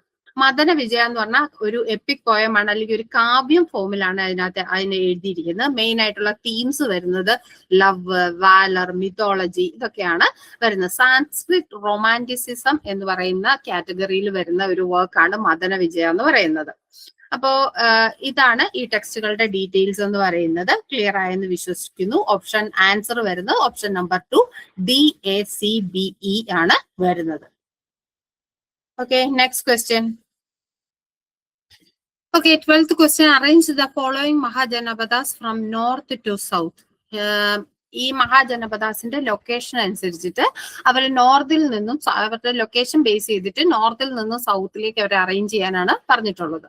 അപ്പൊ നമുക്ക് തന്നിരിക്കുന്ന ഓപ്ഷൻ ഗാന്ധാര, മത്സ്യ, കംബോജ, അസ്മക, അവന്തി. അപ്പൊ ഈ ഒരു ക്വസ്റ്റ്യന്റെ ആൻസർ വരുന്നത് ഓപ്ഷൻ നമ്പർ 4 CABED ആണ്. അപ്പോ നമുക്ക് ഈ ഒരു ക്വസ്റ്റ്യൻ ഡീറ്റെയിൽഡ് ആയിട്ട് നോക്കാം. അപ്പോ ഇതിന്റെ ഓർഡർ വരുന്നത് കംബോജ ആദ്യം വരും, അതിനുശേഷം ഗാന്ധാര, അതിനുശേഷം മത്സ്യ, അവന്തി, അസ്മക, ഇങ്ങനെയാണ് ഓർഡർ വരുന്നത്. അപ്പൊ നമ്മൾ ആദ്യം കംബോജ നോക്കുകയാണെങ്കിൽ ഹിന്ദുകുഷ് മൗണ്ടൻസിലാണ് കംബോജ സിറ്റുവേറ്റ് ചെയ്യുന്നത്. ഏകദേശം കാശ്മീർ, അഫ്ഗാനിസ്ഥാൻ, പാകിസ്ഥാന് ബോർഡർ ചെയ്തുകൊണ്ടാണ് ആ ഒരു മഹാജനപദ വരുന്നത്. അതിനുശേഷം വരുന്ന ഗാന്ധാരയുടെ പൊസിഷൻ എന്ന് പറയുന്നത് പാകിസ്ഥാനും ഈസ്റ്റേൺ അഫ്ഗാനിസ്ഥാനും കൂടെ വരുന്ന റീജിയനിലാണ് ഗാന്ധാര വരുന്നത്. ക്യാപിറ്റൽ വരുന്നത് തക്ഷശിലയാണ്. കാംബോജയുടെ സൗത്ത് ആയിട്ടാണ് ഈ ഒരു ഗാന്ധാര ലൊക്കേറ്റ് ചെയ്തിരിക്കുന്നത്. ഇനി അടുത്ത വരുന്നത് മത്സ്യാണ്. മത്സ്യ എന്ന് പറയുന്നത് രാജസ്ഥാനിലെ ജയ്പൂർ, ആൾവാർ, ഭരത്പൂർ റീജിയണിലായിട്ടാണ് വരുന്നത്. ഗാന്ധാരയുടെയും കംബോജയുടെയും സൗത്ത് ആയിട്ടാണ് വരുന്നത്. ഏകദേശം ഇന്ത്യയുടെ സെൻട്രൽ പാർട്ടായിട്ട് വരും. ഇനി അവന്തി എന്ന് പറയുന്നത് മധ്യപ്രദേശിലെ മാൾവ റീജിയണിലാണ് വരുന്നത്. മത്സ്യയുടെ സൗത്ത് ആയിട്ടാണ് അവന്തി സിറ്റുവേറ്റ് ചെയ്തിരിക്കുന്നത്. ഈ അവന്തിയുടെ നോർത്തേൺ ക്യാപിറ്റൽ എന്ന് പറയുന്നത് ഉജ്ജയിൻ ആണ്. സദേൺ ക്യാപിറ്റൽ എന്ന് പറയുന്നത് മഹിഷ്മതിയാണ്. ഇനി ഏറ്റവും ലാസ്റ്റ് വരുന്ന അസ്മഹയാണ്. അസ്മക എന്ന് പറയുന്നത് വിന്ധ്യ റേഞ്ചിന്റെ സൗത്ത് ആയിട്ട് സിറ്റുവേറ്റ് ചെയ്തിരിക്കുന്ന ഒരേ ഒരു മഹാജനപദയാണ് അസ്മക. ഗോദാവരി റിവറിന്റെ തീരത്തായിട്ടാണ്. മഹാരാഷ്ട്ര, തെലങ്കാന സ്റ്റേറ്റ്സിലായിട്ടാണ് ഇതിന്റെ ഒരു ജോഗ്രഫിക്കൽ ലൊക്കേഷൻ വരുന്നത്. ഇനി കുറച്ചുകൂടി ഡീറ്റെയിൽഡ് ആയിട്ട് പറയുകയാണെങ്കിൽ കംബോജയുടെ ലൊക്കേഷൻ എന്ന് പറയുന്നത് നോർത്ത് വെസ്റ്റേൺ റീജിയൻ ആണ്. അഫ്ഗാനിസ്ഥാൻ, താജിക്കിസ്ഥാൻ, കാശ്മീർ ആണ് റീജിയൻസ് വരുന്നത്. ക്യാപിറ്റൽ വരുന്നത് രജപുരയാണ്. പിന്നെ ട്രേഡ് ഹബ് എന്ന് പറയുന്നത് മേജർ ഒരു ട്രേഡ് സെന്റർ ആണ്. അതുപോലെ തന്നെ സെൻട്രൽ ഏഷ്യ ഇന്ത്യയായിട്ട് ധാരാളം ട്രേഡ് കണക്ഷൻസ് ഉണ്ടായിരുന്നു. നമുക്ക് ഏർലി കാലഘട്ടത്തിൽ ഫോഴ്സസിന്റെ നല്ല സുപ്പീരിയർ ബ്രീഡ്സിനെ കിട്ടിയിരുന്നത് കംബോജയിൽ നിന്നാണ്. പിന്നെ വളരെ സ്കിൽഡ് ആയിട്ടുള്ള കവലറി മെന്നെ നമുക്ക് കിട്ടിയിട്ടുള്ളത് കംബോജ പ്രദേശത്തു നിന്നാണ്. പിന്നെ ഈ ഒരു അർത്ഥശാസ്ത്രയിലും അതുപോലെ തന്നെ അശോകന്റെ റോക്ക് എഡിക്ട് 13 ഒക്കെ നമുക്ക് ഈ ഒരു കംബോജയെ പറ്റിയിട്ടുള്ള റെഫറൻസസ് കാണാനായിട്ട് സാധിക്കും. ഇനി ഗാന്ധാര എന്ന് പറയുന്നത് പാകിസ്ഥാൻ, അഫ്ഗാനിസ്ഥാൻ റീജിയണിലായിട്ടാണ്. ക്യാപിറ്റൽ തക്ഷശിലയാണ്. തക്ഷശില എന്ന് പറയുന്നത് യൂണിവേഴ്സിറ്റി, തക്ഷശില യൂണിവേഴ്സിറ്റി ഉണ്ട്. അവിടെ സ്കോളേഴ്സിന്റെ ഒരു ഇമ്പോർട്ടന്റ് ഏരിയ ആയിട്ടാണ് നമ്മൾ കണക്കാക്കുന്നത്. ഈ ഒരു തക്ഷശില യൂണിവേഴ്സിറ്റി ആയിട്ട് കണക്ട് ചെയ്ത് നിൽക്കുന്ന ആളാണ് ചാണക്യ അഥവാ കൗടില്യ എന്ന് പറയുന്നത്. മാത്രമല്ല ട്രേഡ് റിലേഷൻസും അതുപോലെ അക്കമേനിഡ്, ഗ്രീക്ക്, മൗര്യൻ, കുഷാൻ കൾച്ചേഴ്സിന്റെ ഒക്കെ ഒരു മീറ്റിംഗ് പോയിന്റ് ആയിട്ട് നമുക്ക് വേണമെങ്കിൽ ഈ ഒരു ഗാന്ധാര പ്രദേശത്തിനെ കാണാനായിട്ട് സാധിക്കും. ഇനി അവ 6th സെഞ്ചുറി കാലഘട്ടത്തിൽ ഗാന്ധാരെ കോൺകർ ചെയ്യുന്നത് പേർഷ്യൻസ് ആണ്. പിന്നീട് അലക്സാണ്ടർ ദ ഗ്രേറ്റ് 326 വരുന്നു. പിന്നീട് അത് മൗര്യൻ എംപയറിന്റെ ഭാഗമായിട്ടാണ് മാറുന്നത്. ഈ ഒരു ഗാന്ധാര ആർട്ടിന്റെ ഏറ്റവും ഫേമസ് ആയിട്ടുള്ള പ്ലേസ് ആണ് ഗാന്ധാര എന്ന് പറയുന്നത്. ഹെലനിസ്റ്റിക്, ഗ്രീക്കിന്റെ അതുപോലെ ഇന്ത്യൻ ട്രഡീഷന്റെ ഒരു ബ്ലെൻഡിങ് ആണ് നമുക്ക് ഈ ഒരു ഗാന്ധാര ആർട്ടിനകത്ത് കാണാനായിട്ട് സാധിക്കുന്നത്. ഇനി മത്സ്യ എന്ന് പറയുന്നത് ജയ്പൂർ, ആൾവാർ, ഭരത്പൂർ റീജിയൻ ആണ്. രാജസ്ഥാൻ ആണ്. ക്യാപിറ്റൽ വരുന്നത് വിരാട് നഗർ അല്ലെങ്കിൽ മോഡേൺ ബൈറാത്ത് ആണ്. നമുക്ക് മഹാഭാരതമായിട്ട് കണക്ട് ചെയ്യാൻ പറ്റുന്ന മഹാജനപദയാണ് മത്സ്യ. പാണ്ഡവാസ് അവരുടെ ഫൈനൽ ഇയേഴ്സ്, വനവാസവുമായിട്ട് ബന്ധപ്പെട്ട ഫൈനൽ ഇയേഴ്സ് ഈ വിരാട എന്ന് പറയുന്ന കിങ്ങിന്റെ കോർട്ടിലാണ് കഴിഞ്ഞതെന്നാണ് പറയപ്പെടുന്നത്. ഇനി അടുത്ത് വരുന്ന അവന്തിയാണ്. അവന്തി മാൾവ റീജിയനിലാണ് ഉള്ളത്. വെസ്റ്റേൺ മധ്യപ്രദേശിലാണ്. 2 ക്യാപിറ്റലാണ് ഉള്ളത്, ഉജ്ജയിനിയും മഹിഷ്മതിയും. പിന്നെ വളരെ ട്രേഡുമായിട്ട് ബന്ധപ്പെട്ട് വളരെ ഇമ്പോർട്ടന്റ് ആയിട്ടുള്ള ഒരു കിങ്ഡം ആണ്. ബുദ്ധന്റെ കാലഘട്ടത്തിലാണ് ഈ ഒരു അവന്തി വളരെ പവർഫുൾ ആയിട്ട് ഉണ്ടായിരുന്നത്. പ്രദ്യോത ആണ് ഈ ഒരു അവധിയിലെ പ്രദ്യോത എന്ന് പറയുന്ന റൂളറുമായിട്ടാണ് മഗധയിലത്തെ ബിംബിസാര്. പിന്നീട് മഗധയായിട്ടുള്ള പ്രധാനപ്പെട്ട യുദ്ധങ്ങളെല്ലാം നടക്കുന്ന അവന്തിയുമായിട്ടാണ്. ഏകദേശം 100 വർഷക്കാലം നീണ്ടു നിന്ന റൈവൽറിയാണ് അവന്തിയായിട്ടുള്ളത്. അതിൽ ഏറ്റവും പ്രധാനപ്പെട്ട റൈവൽ എന്ന് പറയുന്നത് കിങ് പ്രദ്യോതയാണ്. പിന്നീട് ഈ ഒരു അവന്തി എന്ന് പറയുന്ന മഗധൻ എംപയറിന്റെ ഭാഗമായിട്ട് മാറുകയാണ് ചെയ്യുന്നത്. ഇനി അസ്മക എന്ന് പറയുന്നത് സദേൺ റീജിയനിൽ വരുന്ന വിന്ധ്യ റേഞ്ചിന്റെ സൗത്ത് ആയിട്ട് വരുന്ന ഒരേ ഒരു മഹാജനപദയാണ്. ഗോദാവരി റിവറിന്റെ തീരത്താണ്. മഹാരാഷ്ട്ര, തെലങ്കാന റീജിയൻ ആണ് കവർ ചെയ്യുന്നത്. ക്യാപിറ്റൽ വരുന്നത് പോട്ടാന അല്ലെങ്കിൽ പോട്ടാലിയാണ്. ബുദ്ധിസ്റ്റ് ടെക്സ്റ്റ് ആയിട്ടുള്ള മഹാഗോവിന്ദ സുത്തന്ത എന്ന് പറയുന്ന ടെക്സ്റ്റിനകത്ത് ഈ ഒരു പ്രദേശത്തെ അസ്മകയിലത്തെ കിങ് ബ്രഹ്മദത്തെ പറ്റിയിട്ടുള്ള റെഫറൻസസ് ഉണ്ട്. പിന്നീട് ഈ ഒരു അസ്മക മേജർ എംപയേഴ്സുമായിട്ട് മെർജ് ചെയ്യുകയാണ് ചെയ്തത്. അപ്പൊ ഇത്രയാണ് ഈ ഒരു ക്വസ്റ്റ്യനുമായിട്ട് ബന്ധപ്പെട്ട് പറയാനായിട്ട് ഉള്ളത്. Next question. Okay, 13th question. Which term is not associated with the Mansabdari system of Mughals? Options തന്നിട്ടുള്ള സാത്ത്, ഏകാസ്പ, ദുവാസ്പ, ന്യൂമറിക്കൽ റാങ്ക്സ്, കുത്കാസ്റ്റ്. മുഗൾസിന്റെ കാലഘട്ടത്തിലുള്ള മാൻസബ്ദാരി സിസ്റ്റവുമായിട്ട് ബന്ധമില്ലാത്ത ടേം താഴെ തന്നിരിക്കുന്നതിൽ ഏതാണെന്നാണ് ചോദിച്ചിരിക്കുന്നത്. നമുക്ക് തന്നിട്ടുള്ള ഓപ്ഷൻസിനകത്ത് സാത്ത്, ഏകാസ്പ, ദുവാസ്പ, ന്യൂമറിക്കൽ റാങ്ക്സ്, കുത്കാസ്റ്റ്. ഇതിന്റെ ആൻസർ വരുന്നത് കുത്കാസ്റ്റ് ആണ്. ഇതിനകത്ത് നമ്മൾ നോക്കുകയാണെങ്കിൽ സാത്ത് എന്ന് പറയുന്നത് ഒരു മാൻസബ്ദാറിന്റെ പേഴ്സണൽ റാങ്ക് അല്ലെങ്കിൽ സ്റ്റാറ്റസിനെ കാണിക്കുന്ന ടേം ആണ് സാത്ത്. ഈ ഒരു സാത്ത് റാങ്ക് വെച്ചിട്ടാണ് ആ വ്യക്തിയുടെ സാലറി ഒക്കെ ഡിറ്റർമൈൻ ചെയ്യുന്ന മാൻസബ്ദാരി സിസ്റ്റത്തിനെ സംബന്ധിച്ചിടത്തോളം എൻ്റെ ഇമ്പോർട്ടന്റ് ആയിട്ടുള്ള ഒരു കമ്പോണന്റാണ്. ഇനി ഏകാസ്പ, ദുവാസ്പ എന്ന് പറയുന്നത് ഏകാസ്പ എന്ന് പറഞ്ഞാൽ 1 ഹോഴ്സ് എന്നും ദുവാസ്പ എന്ന് പറഞ്ഞാൽ 2 ഹോഴ്സസ് എന്നുമാണ് മീൻ ചെയ്യുന്നത്. ജഹാംഗീറിന്റെ പീരീഡിൽ മാൻസബ്ദാരി സിസ്റ്റത്തിൽ ഇൻട്രൊഡ്യൂസ് ചെയ്തിട്ടുള്ള ഒരു ക്ലോസ് ആണ്. ഇതിനകത്ത് ഈ ഒരു സാത്ത് റാങ്കില് ഇൻക്രീസ് വരാതെ മാക്സിമം ലാർജർ കോട്ട ഓഫ് ട്രൂപ്പേഴ്സ് അല്ലെങ്കിൽ സവാർ റാങ്ക് ഇൻക്രീസ് ചെയ്യുന്ന ആ ഒരു സിസ്റ്റത്തിനെ ഏകാസ്പ, ദുവാസ്പ കൊണ്ട് ഉദ്ദേശിക്കുന്നത്. ഇനി അടുത്ത വരുന്നത് ന്യൂമറിക്കൽ റാങ്ക്സ്. ന്യൂമറിക്കൽ റാങ്ക്സ് എന്ന് പറയുന്നത് ഈ സാത്ത് ആൻഡ് സവാർ ആണ് ഉദ്ദേശിക്കുന്നത്. അത് മാൻസബ്ദാരി സിസ്റ്റവുമായിട്ട് ബന്ധപ്പെട്ടതാണ്. ഒരു മാൻസബ്ദാറിന്റെ പൊസിഷനും അദ്ദേഹത്തിന്റെ സാലറി, അദ്ദേഹത്തിന്റെ മിലിറ്ററി റെസ്പോൺസിബിലിറ്റീസ് ഒക്കെ ഐഡന്റിഫൈ ചെയ്യാൻ നമ്മൾ ഈ ന്യൂമറിക്കൽ റാങ്ക്സ് ആണ് ഉപയോഗിക്കുന്നത്. ഇനി ഏറ്റവും ലാസ്റ്റ് വരുന്നത് കുത്കാസ്റ്റ് ആണ്. കുത്കാസ്റ്റ് എന്ന് പറഞ്ഞാൽ ലാൻഡുമായിട്ട് ബന്ധപ്പെട്ട് വരുന്ന ടേം ആണ്. അതിൽ തന്നെ പെസൻസിനെയാണ് കുത്കാസ്റ്റ് കൊണ്ട് മീൻ ചെയ്യുന്നത്. കുത്കാസ്റ്റ് എന്ന് പറഞ്ഞാൽ സ്വന്തമായിട്ടുള്ള ലാൻഡ് അവരവർ തന്നെ കൾട്ടിവേറ്റ് ചെയ്യുന്ന പെസൻസിനെയാണ് നമ്മൾ കുത്കാസ്റ്റ് എന്ന് പറയുന്നത്. ഇത് കൂടാതെ മറ്റൊരു ഗ്രൂപ്പ് കൂടെ ഉണ്ട്, പാഹി കാസ്റ്റ്. പാഹി കാസ്റ്റ് എന്ന് പറഞ്ഞാൽ മറ്റേതെങ്കിലും ഒരു റീജൻസിൽ നിന്ന് വന്നിട്ട് ഒരു പ്രദേശത്തെ ലാൻഡ് ലീസിനെടുത്തോ അല്ലെങ്കിൽ അവിടെ ഓൺ ചെയ്യാത്ത ലാൻഡിൽ ജോലി ചെയ്ത് ജീവിക്കുന്ന ആളുകളെയാണ് അല്ലെങ്കിൽ പെസൻസിനെയാണ് നമ്മൾ പാഹി കാസ്റ്റ് എന്ന് വിളിക്കുന്നത്. അപ്പൊ okay, next question. Okay, 14th question. Which of the following does not refer to the form and style of megalithic burials? Megalithic ബറിയൽസുമായിട്ട് ബന്ധപ്പെട്ട അതിന്റെ ഫോമും സ്റ്റൈലും ഒന്നുമായിട്ട് ബന്ധമില്ലാത്തത് താഴെ തന്നിരിക്കുന്നതിൽ ഏതാണെന്നാണ് ക്വസ്റ്റ്യൻ. നമുക്ക് തന്നിട്ടുള്ള ഓപ്ഷൻസ് ഡോൾമൻ, അൾത്താർ, അതുപോലെ പിറ്റ്സ്, പോത്ത് ഹോൾ. ഇതിനകത്ത് വളരെ ക്ലിയർ ആണ്. ആൻസർ ഓപ്ഷൻ നമ്പർ 2 ആണ്. ഈ ഡോൾമനും പിറ്റ്സും പോത്ത് ഹോൾ എന്ന് പറയുന്നത് എല്ലാം മെഗാലിത്തിക് ബെറിയൽസുമായിട്ട് ബന്ധപ്പെട്ടാണ്. അതായത് ഡോൾമൻ എന്ന് പറഞ്ഞാൽ ഒരു ടൂംബ് അല്ലെങ്കിൽ ഒരു ബെറിയൽ സ്ട്രക്ചറിനെയാണ് സ്റ്റോൺസ് മള്ളിൽ വെച്ചിട്ട് ക്യാപ് സ്റ്റോൺ പോലെ വെച്ചിട്ട്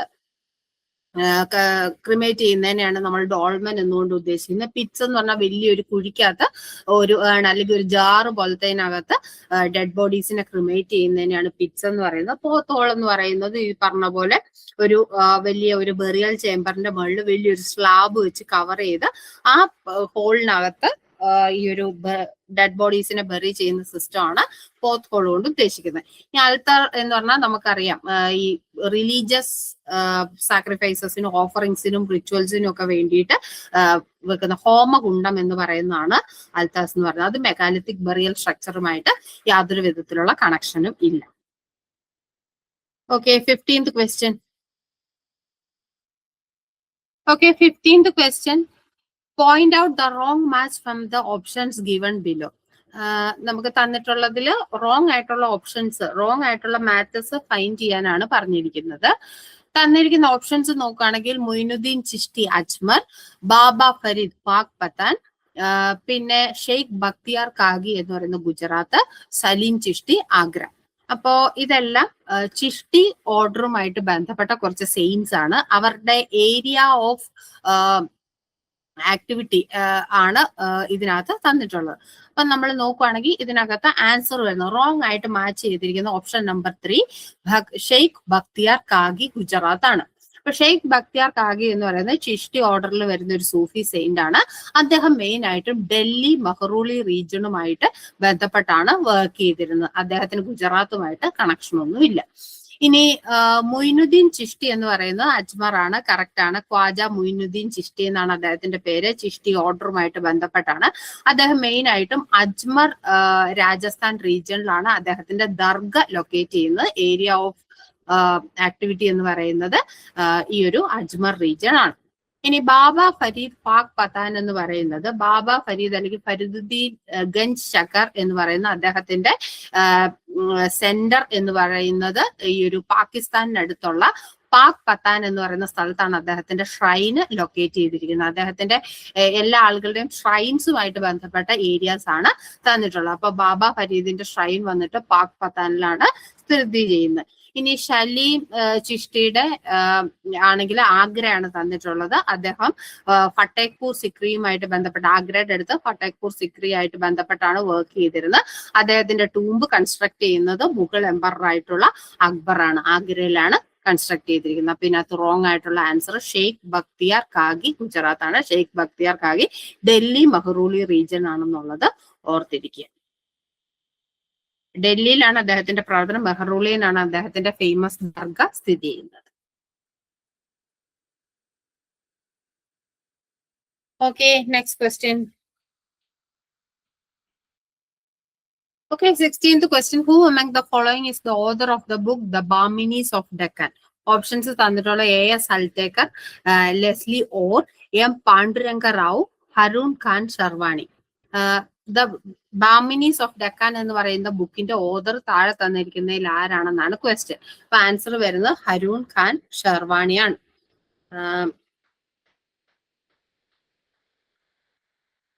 അപ്പോൾ അദ്ദേഹമാണ് ഈ ബാഹ്മിനി ഡൈനാസ്റ്റി ആയിട്ട് ബന്ധപ്പെട്ട അതിന്റെ ഒറിജിന്, പൊളിറ്റിക്കൽ ഡെവലപ്മെന്റ്സ്, ഈ ഒരു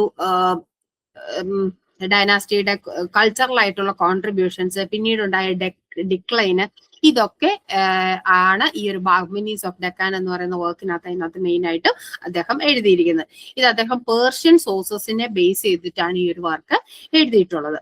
ഇനി ബാക്കിയുള്ള ഓപ്ഷൻസ് നോക്കുകയാണെങ്കിൽ A.S. Saltekar എന്ന് പറയുന്ന ഇന്ത്യൻ ഹിസ്റ്റോറിയൻ ആണ്. അതോടൊപ്പം തന്നെ ആർക്കിയോളജിസ്റ്റ് ആണ്. അദ്ദേഹം കൂടുതലായിട്ടും ഇന്ത്യൻ ഹിസ്റ്ററി, ന്യൂമിസ്മാറ്റിക്സ്, എപ്പിഗ്രാഫി തുടങ്ങിയ കാര്യങ്ങളുമായിട്ട് ബന്ധപ്പെട്ടാണ് വർക്ക് അദ്ദേഹം എഴുതിയിട്ടുള്ളത്. വിമൻ, റിലീജിയൻ, ഇങ്ങനെയുള്ള കാര്യങ്ങളാണ് അദ്ദേഹം കൂടുതലും എംഫസിസ് കൊടുത്തിട്ടുള്ളത്.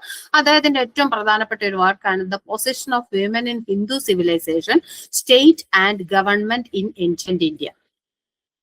ഇനി ലെസ്ലി ഓർ എന്ന് പറയുന്നത് South Indian temple tradition, religion, വിമന്റെ റോള്, തമിഴ് സൊസൈറ്റി, ഇതൊക്കെ ആയിട്ട് ബന്ധപ്പെട്ട് സ്പെഷ്യലൈസ് ചെയ്യുന്ന ഒരു വ്യക്തിയാണ്. അദ്ദേഹത്തിന്റെ പ്രധാനപ്പെട്ട ഒരു വർക്കാണ് donors, devotees and daughters of God, temple women in medieval Tamil Nadu. ഇതാണ് അദ്ദേഹത്തിന്റെ വർക്കിന്റെ പേര്. ഇനി M. പാണ്ഡുരംഗ റാവു എന്ന് പറയുന്നത് റീജിയണൽ ഹിസ്റ്റോറിയോഗ്രഫി ആയിട്ട് ബന്ധപ്പെട്ട വ്യക്തിയാണ്. അദ്ദേഹത്തിന്റെ പ്രധാനപ്പെട്ട ഒരു വർക്കാണ് Telangana's freedom struggle, a pictorial journey. ഇത്രയാണ് ഈ ക്വസ്റ്റ്യനുമായിട്ട് ബന്ധപ്പെട്ട് പറയാനായിട്ടുള്ളത്. Okay, next question. Okay, 17th question. Why may we consider the Nayaga system under Vijayanagar as feudal? Vijayanagara സിസ്റ്റത്തിന്, വിജയനഗര എംപയറിൽ നായക സിസ്റ്റത്തിന് നമ്മൾ ഫ്യൂഡൽ ആയിട്ട് കണക്കാക്കാനുള്ള റീസൺ താഴെ തന്നിരിക്കുന്നതിൽ ഏതാണെന്നാണ് ചോദിച്ചിട്ടുള്ളത്. നമുക്ക് തന്നിരിക്കുന്ന options: Nayakas were not appointed by the state, Nayakas were not transferred by the ruler, Nayakas predated the Vijayanagara state, all Nayakas were great patterns of art and temples. അപ്പോൾ ഈ നായക സിസ്റ്റത്തിനെ ഫ്യൂഡൽ ആക്കുന്ന ക്യാരക്ടർ ഈ താഴെ തന്നിരിക്കുന്നതിൽ ഏതാണെന്നാണ് ക്വസ്റ്റ്യൻ. ഇതിന്റെ ആൻസർ വന്നിട്ട് Nayakas were not transferred by the ruler എന്നുള്ളതാണ്. അതായത് ഈ നായക സിസ്റ്റത്തില് ഫ്യൂഡൽ ഈ ഒരു ലാൻഡ് അമര നായകാസ് ആക്കി ഇവരെ അപ്പോയിന്റ് ചെയ്ത് കഴിഞ്ഞ് കഴിയുമ്പോൾ അവർ ആ ഒരു റീജിയന്റെ സെമി ഇൻഡിപെൻഡന്റ് റൂളേഴ്സ് ആയിട്ടാണ് മാറുന്നത്. പിന്നീട് ആ ഒരു ഏരിയയുടെ കംപ്ലീറ്റ് അതോറിറ്റി എന്ന് പറയുന്നത് ഈ ഒരു നായകാസിന്റെ കയ്യിലാണ്. അപ്പൊ ഈ ലാൻഡുമായിട്ട് ബന്ധപ്പെട്ട് ഇവർ പവർഫുൾ ആയിട്ട് മാറുകയാണ് ചെയ്യുന്നത്. ആ ഒരു ഫാക്ടറാണ് ഈ ഒരു നായക സിസ്റ്റത്തിനെ നമുക്ക് ഫ്യൂഡൽ എന്ന് കണക്കാക്കാനായിട്ട് പറ്റുന്നത്. Nayakas were not appointed by the state എന്നുള്ളത്, നായകാസിനെ ആദ്യം അപ്പോയിന്റ് ചെയ്യുന്നത് സ്റ്റേറ്റിൽ നിന്ന് തന്നെയാണ്. അപ്പൊ ആ ഒരു ഓപ്ഷൻ തെറ്റാണ്.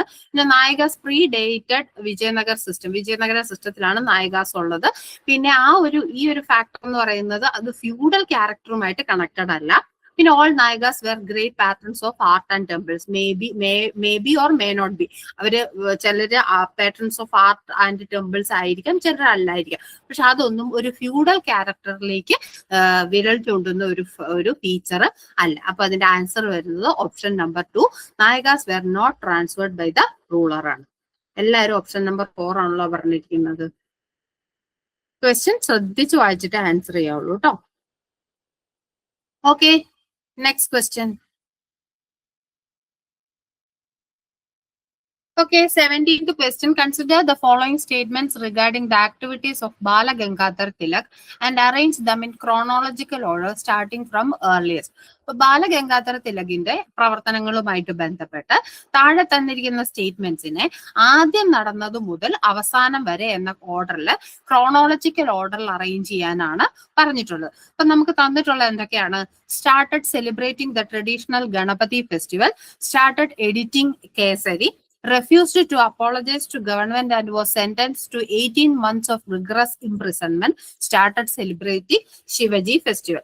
അപ്പൊ നമുക്ക് ഓരോന്നായിട്ട് നോക്കാം. Started celebrating the traditional Ganapati festival. Ganapati festival എന്ന് പറയുന്ന ഒരു ട്രഡീഷൻ അദ്ദേഹം സെലിബ്രേറ്റ് ചെയ്യാനായിട്ട് സ്റ്റാർട്ട് ചെയ്തത് 1893-ലാണ്. ഈ ഒരു ഗണപതി ഫെസ്റ്റിവൽ എന്ന് പറയുന്ന ഒരു പബ്ലിക് ഇവന്റ് ആക്കി മാറ്റിക്കൊണ്ട് നാഷണൽ യൂണിറ്റി പ്രൊമോട്ട് ചെയ്യാൻ വേണ്ടിയിട്ടാണ് അദ്ദേഹം ഈ ഒരു ഗണപതി ഫെസ്റ്റിവൽ സ്റ്റാർട്ട് ചെയ്യുന്നത്.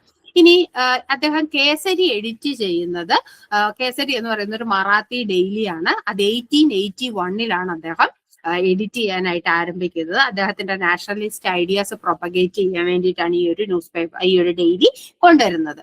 ഇനി അടുത്തത് വരുന്നത് refused to apologize to the government and was sentenced to 18 months of rigorous imprisonment. ഈ ഒരു സംഭവം നടക്കുന്നത് 1897-ലാണ്. ഐറിഷ് റാൻഡ് പോലുള്ള പ്ലേഗ് കമ്മീഷണേഴ്സിന്റെ കില്ലിങ്ങുമായിട്ട് ബന്ധപ്പെട്ട അതിന് പ്രചോദനമായത് അദ്ദേഹത്തിന്റെ റൈറ്റിംഗ്സ് ആണെന്നുള്ള കേസിനെ ബേസ് ചെയ്തിട്ടാണ് അദ്ദേഹത്തിന് 18 മാസത്തേക്ക് തടവില് വെക്കുന്നത്. പിന്നീടുള്ള അദ്ദേഹത്തിന്റെ ഇംപ്രിസൺമെന്റ് എന്ന് പറയുന്നത് 1908-ലാണ് നടക്കുന്നത്. ഇനി ലാസ്റ്റ് വരുന്നത് started celebrating Shivaji festival. Shivaji festival അദ്ദേഹം സെലിബ്രേറ്റ് ചെയ്യുന്ന 1895-ലാണ്. മറാത്ത കിങ്ങിനെ കമ്മമറേറ്റ് ചെയ്തുകൊണ്ടാണ് അദ്ദേഹം ശിവജി ഫെസ്റ്റിവൽ കൊണ്ടുവരുന്നത്. ഇത് മെയിൻ ആയിട്ട് അങ്ങനെ ഒരു ഹെറിറ്റേജും കൾച്ചറും ഇന്ത്യക്ക് ഉണ്ടായിരുന്നതെന്നും അതിൽ ഭയങ്കരമായിട്ട് അഭിമാനം ആളുകളുടെ ഇടയിൽ കൊണ്ടുവരാൻ വേണ്ടിയിട്ടാണ് ഇങ്ങനെ ഒരു ഫെസ്റ്റിവൽ സ്റ്റാർട്ട് ചെയ്യുന്നത്. അപ്പൊ ഇതിന്റെ ഓർഡർ നമ്മൾ നോക്കുകയാണെങ്കിൽ ഫസ്റ്റ് വരുന്നത് സ്റ്റാർട്ടഡ് എഡിറ്റിംഗ് കേസരി 1881, അതിനുശേഷം started celebrating traditional Ganapati festival 1893, അതിനുശേഷം started celebrating Shivaji festival 1895, last വരുന്നത് refused to apologise the government and was sentenced to 8 months of rigorous imprisonment 1897. അപ്പൊ ഓർഡർ വരുന്നത് BADC ആണ്. Option number 3 BADC.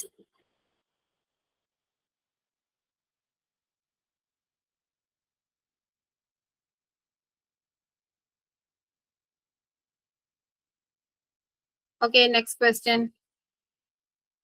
Okay, 18th question. By the beginning of the Christian era, the most preferred stone for the construction of stupas in the Swat Valley was. അപ്പൊ സ്വാത് വാലിയിൽ ഉള്ള സ്തൂപാസിന്റെ കൺസ്ട്രക്ഷനുമായിട്ട് ബന്ധപ്പെട്ട് ഏറ്റവും കൂടുതൽ prefer ചെയ്തിരുന്ന stone താഴെ തന്നിരിക്കുന്നതിൽ ഏതാണെന്നാണ് question. അത് Christian ഇറയുടെ ബിഗിനിങ്ങുമായിട്ടാണ് ബന്ധപ്പെട്ടാണ് ചോദിച്ചിരിക്കുന്നത്. അപ്പൊ നമുക്ക് തന്നിട്ടുള്ള options red stone, sandstone, stucco, schist. അപ്പൊ ഈ സാത് വാലിയിൽ ഈ ക്രിസ്ത്യൻ ഇടയുടെ ബിഗിനിങ്ങിലായിട്ട് ഉണ്ടായിരുന്ന സ്തൂപ കൺസ്ട്രക്ഷനുമായിട്ട് ബന്ധപ്പെട്ട ആ ഒരു സമയത്ത് അവിടെ ഫോളോ ചെയ്തിരുന്ന സ്റ്റൈൽ ഏതായിരുന്നു?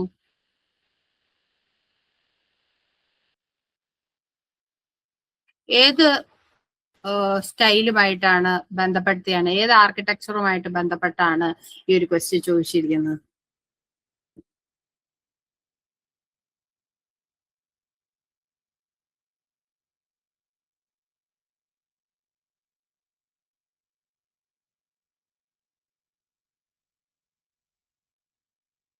ഗാന്ധാര ആർട്ട്. അതെ. അപ്പൊ സാത് വാലി എന്ന് പറയുന്നത് ഗാന്ധാര ആർട്ടുമായിട്ട് ബന്ധപ്പെട്ടാണ് ആ ഒരു സ്ഥലം നിൽക്കുന്നത്. അപ്പൊ ആ ഒരു സ്തൂപാസിന്റെ കൺസ്ട്രക്ഷനുമായിട്ട് ബന്ധപ്പെട്ടാണ് ഇവിടെ സ്റ്റോണിന് ചോദിച്ചിരിക്കുന്നത്. അപ്പൊ നമുക്ക് തന്നിട്ടുള്ള ഓപ്ഷൻസിൽ ഏറ്റവും കറക്റ്റ് ആയിട്ടുള്ള ആൻസർ എന്ന് പറയുന്നത് സ്കിസ്റ്റ് ആണ്. സ്കിസ്റ്റ് ആണ് ഈ ഒരു ഗാന്ധാര ആർട്ടിന് വേണ്ടിയിട്ട് ഗാന്ധാര റീജിയനിലൊക്കെ വളരെ സ്പെസിഫിക് ആയിട്ട് ഉപയോഗിച്ചിരുന്ന ഗ്രേ അല്ലെങ്കിൽ ഗ്രീൻ കളർ സ്കിസ്റ്റ് ആണ് ഉപയോഗിച്ചിരുന്നത്. 3rd century CE കാലഘട്ടത്തിലാണ് മെയിൻ ആയിട്ടും ഉപയോഗിച്ചിരുന്നത്. ഇനി റെഡ് സ്റ്റോണും സാൻഡ് സ്റ്റോണും എന്ന് പറയുന്ന മെയിൻ ആയിട്ട് മൗര്യൻ പില്ലേഴ്സുമായിട്ടൊക്കെ ബന്ധപ്പെട്ട ആ ഒരു സാഞ്ചി ബർഹത്ത് സ്തൂപാസും ഒക്കെ ആയിട്ട് ബന്ധപ്പെട്ടാണ് ഈ ഒരു റെഡ് സ്റ്റോണും സാൻഡ് സ്റ്റോണും ഒക്കെ ഉപയോഗിച്ചിരിക്കുന്നത്. ഇനി സ്റ്റൂക്കോ എന്ന് പറയുന്നത് ബേസിക്കലി ഒരു സ്റ്റോൺ അല്ല, അതൊരു ടൈപ്പ് ഓഫ് പ്ലാസ്റ്റർ ആണ്. ഈ ഒരു ബ്രിക്കിന്റെയും സ്റ്റോൺ സ്ട്രക്ചേഴ്സിന്റെ ഒക്കെ മുകളിലായിട്ട് ഡെക്കറേറ്റീവ് കോട്ടിങ്ങിന് വേണ്ടിയിട്ട് ഉപയോഗിക്കുന്ന സാധനമാണ് സ്റ്റൂക്കോ എന്ന് പറയുന്നത്. Okay, next question.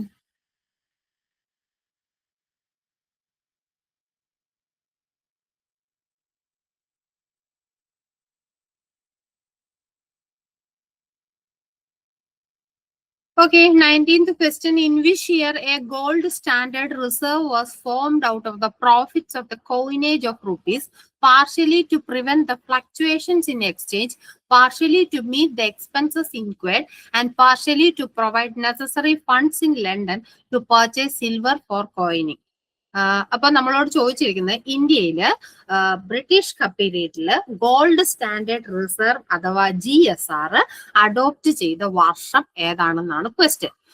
ഇതിനെ വളരെ ചുരുക്കി പറയുകയാണെങ്കിൽ ഈ ഗോൾഡ് സ്റ്റാൻഡേർഡ് റിസർവ് എന്ന് പറയുന്നത് മെയിൻ ആയിട്ടും ഇന്ത്യയിലെ റുപ്പീസിന്റെ കോയിനേജിൽ നിന്ന് പ്രോഫിറ്റ്സിൽ നിന്നാണ് ഗോൾഡ് സ്റ്റാൻഡേർഡ് റിസർവ് അഡോപ്റ്റ് ചെയ്യുന്നത്. ഇത് മെയിൻ ആയിട്ടും എക്സ്ചേഞ്ചിൽ വരുന്ന ഫ്ലക്ച്വേഷൻസിനെ പ്രിവെന്റ് ചെയ്യാനും ഇന്ത്യയിൽ വരുന്ന എക്സ്പെൻസസിനെ മീറ്റ് ചെയ്യാനും പിന്നെ ലണ്ടനിൽ കോയിനിങ്ങിന് വേണ്ടിയിട്ട് സിൽവർ പർച്ചേസ് ചെയ്യാൻ വേണ്ടിയിട്ട് വേണ്ടത്ര ഫണ്ട് പ്രൊവൈഡ് ചെയ്യാൻ വേണ്ടിയിട്ടുമാണ് ഈ ഗോൾഡ് സ്റ്റാൻഡേർഡ് റിസർവ് അഡോപ്റ്റ് ചെയ്യുന്നത്.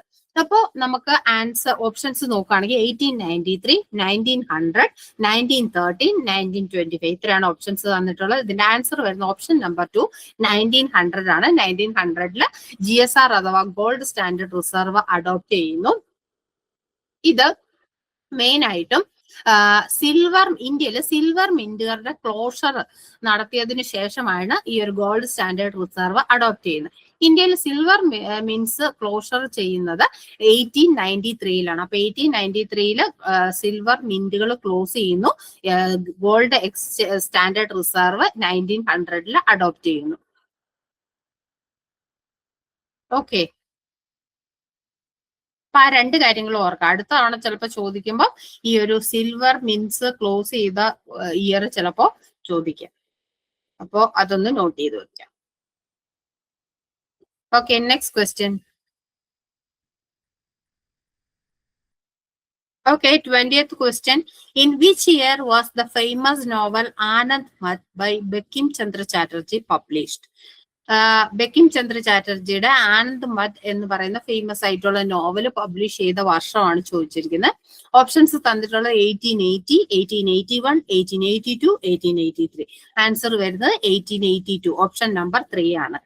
ഈ ആനന്ദ് മഠ് എന്ന് പറയുന്ന ഈ ഒരു നോവൽ ഫസ്റ്റ് പബ്ലിഷ് ചെയ്യുന്നത് ലിറ്റററി ജേർണൽ ആയിട്ടുള്ള ബംഗദർശൻ എന്ന് പറയുന്ന ഒരു ജേർണലിനകത്താണ്. അതിനുശേഷമാണ് അതൊരു ഫുൾ ബുക്കായിട്ട് പബ്ലിഷ് ചെയ്യുന്നത്. അത് 1882 അതിനകത്താണ് വന്ദേ മാതരം എന്ന് പറയുന്ന ഫേമസ് ആയിട്ടുള്ള സോങ് വരുന്നത്.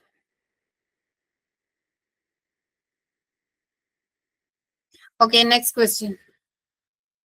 Okay, 21st question. Pick the match which is incorrect from the options given below. താഴെ തന്നിരിക്കുന്ന മാച്ചുകളിലെ ഇൻകറക്റ്റ് ആയിട്ടുള്ള ഐഡന്റിഫൈ ചെയ്യാനാണ് ക്വസ്റ്റ്യൻ. ഓപ്ഷൻസ് തന്നിട്ടുള്ളത് മിർസ ഗലീബ്, മിർസ നാമ, കേശവദാസ റാസിക് പ്രിയ, പാദ്ഷാ നാമ ഷാജഹാൻ, ഗുൽബദൻ ബീഗം ഹുമയൂൺ. അപ്പോൾ ഇതിനകത്ത് റോങ് ആയിട്ടുള്ള മാച്ച് എന്ന് പറയുന്നത് മിർസ ഗലീബ്, മിർസ നാമയാണ്. മിർസ ഗലീബ് മിർസ നാമ എന്ന് പറയുന്നൊരു വർക്ക് എഴുതിയിട്ടില്ല. മിർസ ഗലീബ് എഴുതിയിട്ടുള്ള വർക്കിന്റെ പേര് ദിവാൻ ഇ ഗലീബ് എന്നാണ്.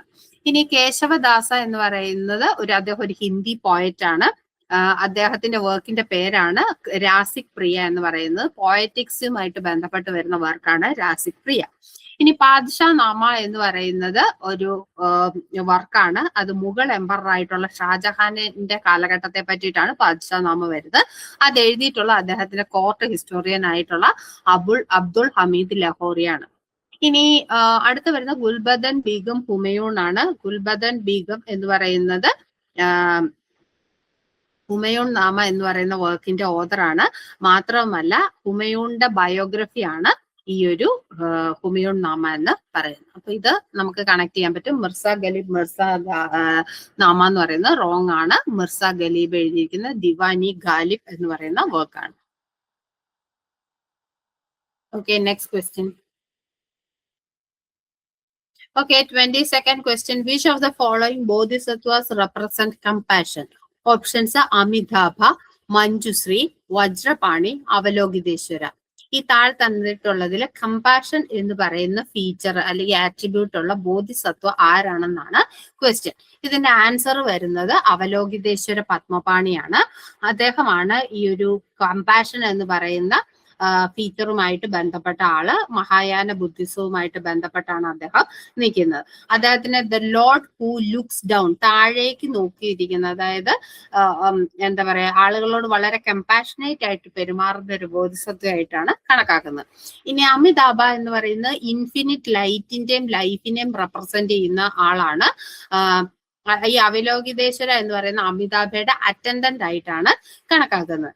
ഇനി മഞ്ജുശ്രീ എന്ന് പറയുന്ന വിസ്ഡത്തിനെ റെപ്രസെന്റ് ചെയ്യുന്ന വ്യക്തിയാണ്, അല്ലെങ്കിൽ ബോധിസത്വമാണ്. അദ്ദേഹത്തിന്റെ കയ്യിൽ ഇങ്ങനെ ഭയങ്കരമായിട്ട് ഫ്ലെയിം ചെയ്യുന്ന തീയോട് കൂടിയിട്ടുള്ള ഒരു സോഡ് നമുക്ക് കാണാനായിട്ട് സാധിക്കും. ഇത് ഇഗ്നോറൻസിനെ ഇങ്ങനെ കട്ട് ചെയ്യാനായിട്ടാണ് ഈ സോഡ് ഉപയോഗിക്കുന്നതെന്നാണ് പറയപ്പെടുന്നത്. ഇനി വരുന്നത് വജ്രപാണിയാണ്. വജ്രപാണി പവർ, എനർജി, പ്രൊട്ടക്ഷൻ ഈ പറയുന്ന ഫീച്ചേഴ്സുമായിട്ട് ബന്ധപ്പെട്ട ആളാണ്. അദ്ദേഹത്തിന്റെ കയ്യിൽ ഒരു തണ്ടർ ബോൾട്ട് അഥവാ വജ്ര എന്ന് പറയുന്ന ഒരു ആയുധം എപ്പോഴും കയ്യിൽ ഹോൾഡ് ചെയ്തിരിക്കും. ഇത്രയാണ് ഈ ബോധിസത്വാസിനുമായിട്ട് ബന്ധപ്പെട്ട് പറയാനായിട്ടുള്ളത്. ഈ നെക്സ്റ്റ് ക്വസ്റ്റ്യൻ.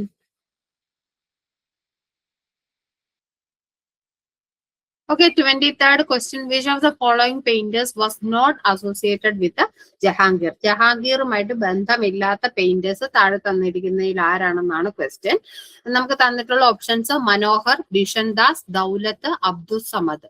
അപ്പൊ ഇതിന്റെ ആൻസർ വരുന്ന അബ്ദുൽ സമദ് ആണ്. അബ്ദുൽ സമദ് എന്ന് പറയുന്ന ആരുടെ പീരീഡിലാണ് വരുന്നത്?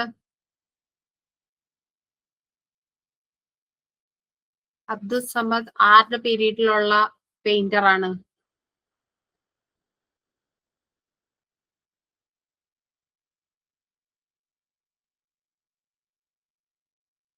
ഓക്കെ, അക്ബർ മാത്രമല്ല, ഹുമയൂണിന്റെ പീരീഡിലും അബ്ദുൽ സമദ് തന്നെയാണ് കേട്ടോ. പിന്നെ ഇനി മനോഹർ, ബിഷൻദാസ്, ദൗലത്ത് എന്ന് പറയുന്ന ജഹാംഗീറിന്റെ കോർട്ടിലുള്ള ഇമ്പോർട്ടന്റ് ആയിട്ടുള്ള പെയിന്റേഴ്സ് ആണ്. ഇതിൽ മനോഹർ എന്ന് പറയുന്ന പോർട്രേറ്റ്സും നേച്ചർ സീൻസും ലും സ്പെഷ്യലൈസ് ചെയ്ത വ്യക്തിയാണ്. ബിഷൻ ദാസ് എന്ന് പറയുന്നത് അദ്ദേഹം ഈ പോർട്രേറ്റ്സ് ഉണ്ടാക്കാനായിട്ട് വളരെ ഫേമസ് ആയിട്ടുള്ള ആളാണ്. മാത്രമല്ല, ഷാ അബ്ബാസ് എന്ന് പറയുന്ന റൂളറിന്റെ പോർട്രേറ്റ് പെയിന്റ് ചെയ്യാൻ വേണ്ടിയിട്ട് ജഹാംഗീർ പേർഷ്യയിലേക്ക് ഒരു ഡിപ്ലോമാറ്റിക് മിഷനുമായിട്ട് അയച്ച വ്യക്തിയാണ് ബിഷൻദാസ് എന്ന് പറയുന്നത്. ഇനി ദൗലത്ത് എന്ന് പറയുന്നത് അദ്ദേഹത്തിന്റെ കോർട്ടിൽ വരുന്ന ഇമ്പോർട്ടന്റ് ആയിട്ടുള്ള പെയിന്റേഴ്സ്, ആർട്ടിസ്റ്റിൽ ഒരാളാണ്. മറ്റു കോർട്ട് പെയിന്റേഴ്സിന്റെ പൊർട്രേറ്റ്സ് വരയ്ക്കുന്നതിൽ വളരെ ഫേമസ് ആയിട്ടുള്ള ഒരു വ്യക്തിയാണ് ദൗലത്ത് എന്ന് പറയുന്നത്.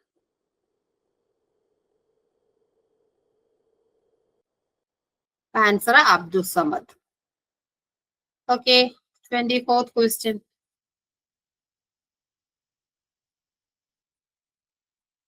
Okay, 24th question. Consider the following and arrange them in chronological order starting from earliest. താഴെ തന്നിരിക്കുന്ന സൊസൈറ്റീസ് ആൻഡ് ക്ലബ്സിനെ അതിന്റെ ഫൗണ്ടിങ് ഇയർ വെച്ചിട്ട് ക്രോണോളജിക്കൽ ഓർഡറിൽ അറേഞ്ച് ചെയ്യാനാണ് പറഞ്ഞിട്ടുള്ളത്. അപ്പൊ നമുക്ക് തന്നിട്ടുള്ളത് founding of Bihar Scientific Society, founding of Benares Debating Club, setting up of Society for Translating European Sciences, founding of Aligarh Scientific Society, setting up of Society for the Acquisition of General Knowledge.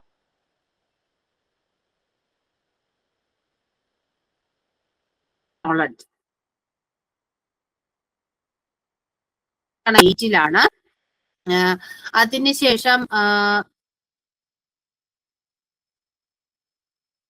അതിനുശേഷം founding of Banaras debating club എന്ന് പറയുന്നത് 1861 പിന്നെ setting up of translating European sciences എന്ന് പറയുന്നത് 1825 founding of Aligarh scientific society എന്ന് പറയുന്നത് 1864 പിന്നെ society for acquisition of general knowledge എന്ന് പറയുന്നത് 1838 അപ്പൊ ഇതിന്റെ ഓർഡർ വരികയാണെങ്കിൽ setting up of society for translating European sciences 1825 ആദ്യം വരും.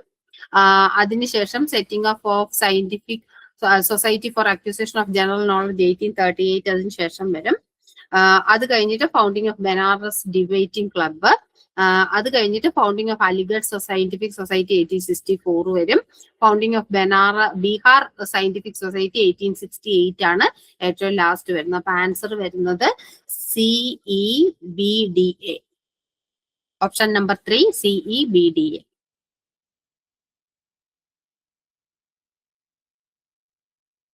Okay, next question.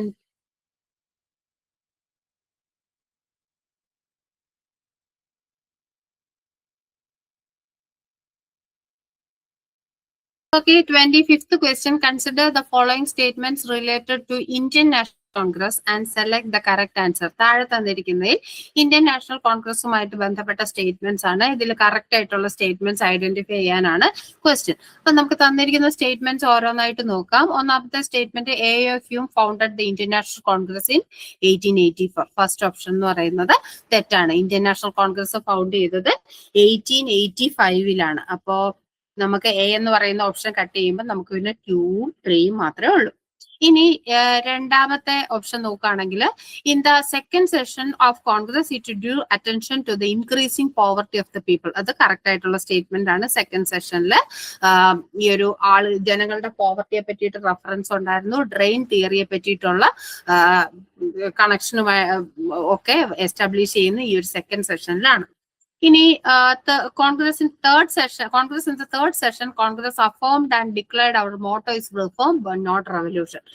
കോൺഗ്രസിന്റെ തേർഡ് സെഷനിൽ വെച്ചിട്ടാണ് ഞങ്ങളുടെ മോട്ടോ എന്ന് പറയുന്ന റിഫോം ആണ്, അല്ലാതെ റെവല്യൂഷൻ അല്ല എന്നുള്ള ഒരു മോട്ടോ അവര് ഡിക്ലെയർ ചെയ്യുന്നത്. അപ്പൊ സി സ്റ്റേറ്റ്മെന്റ് കറക്റ്റ് ആണ്.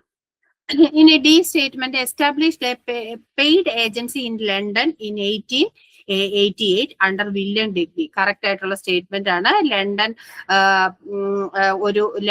ബ്രാഞ്ച് ഇന്ത്യൻ നാഷണൽ കോൺഗ്രസിന് ഉണ്ടായിരുന്നു. അത് എസ്റ്റാബ്ലിഷ് ചെയ്യുന്ന 1888 വില്യം ഡിഗ്ബി ആണ് അതിന്റെ ആളെന്ന് പറയുന്നത്. ഇനി last statement Hume issued a confidential circular to Congress leaders in 1892 anticipating a peasant revolution in India. ആ ഒരു സ്റ്റേറ്റ്മെന്റും കറക്റ്റ് ആണ്. 1892 ഹ്യൂം ഒരു കോൺഫിഡൻഷ്യൽ സർക്കുലർ ഇഷ്യൂ ചെയ്തിരുന്നു.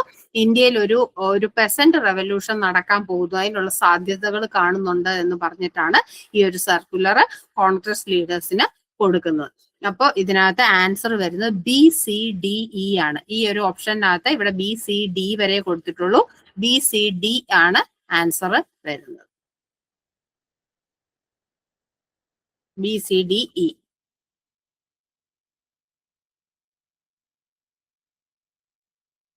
Okay, next question.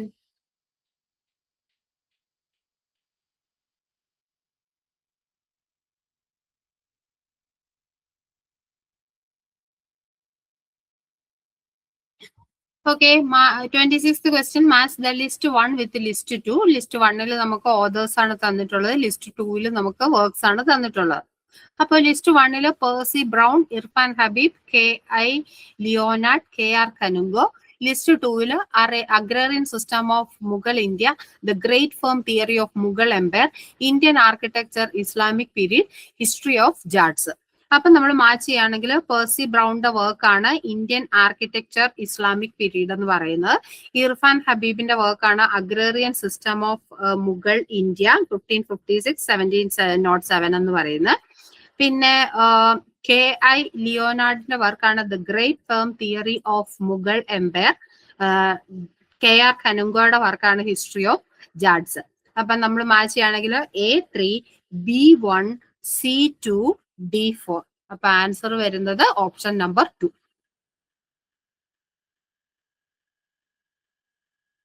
Okay, next question.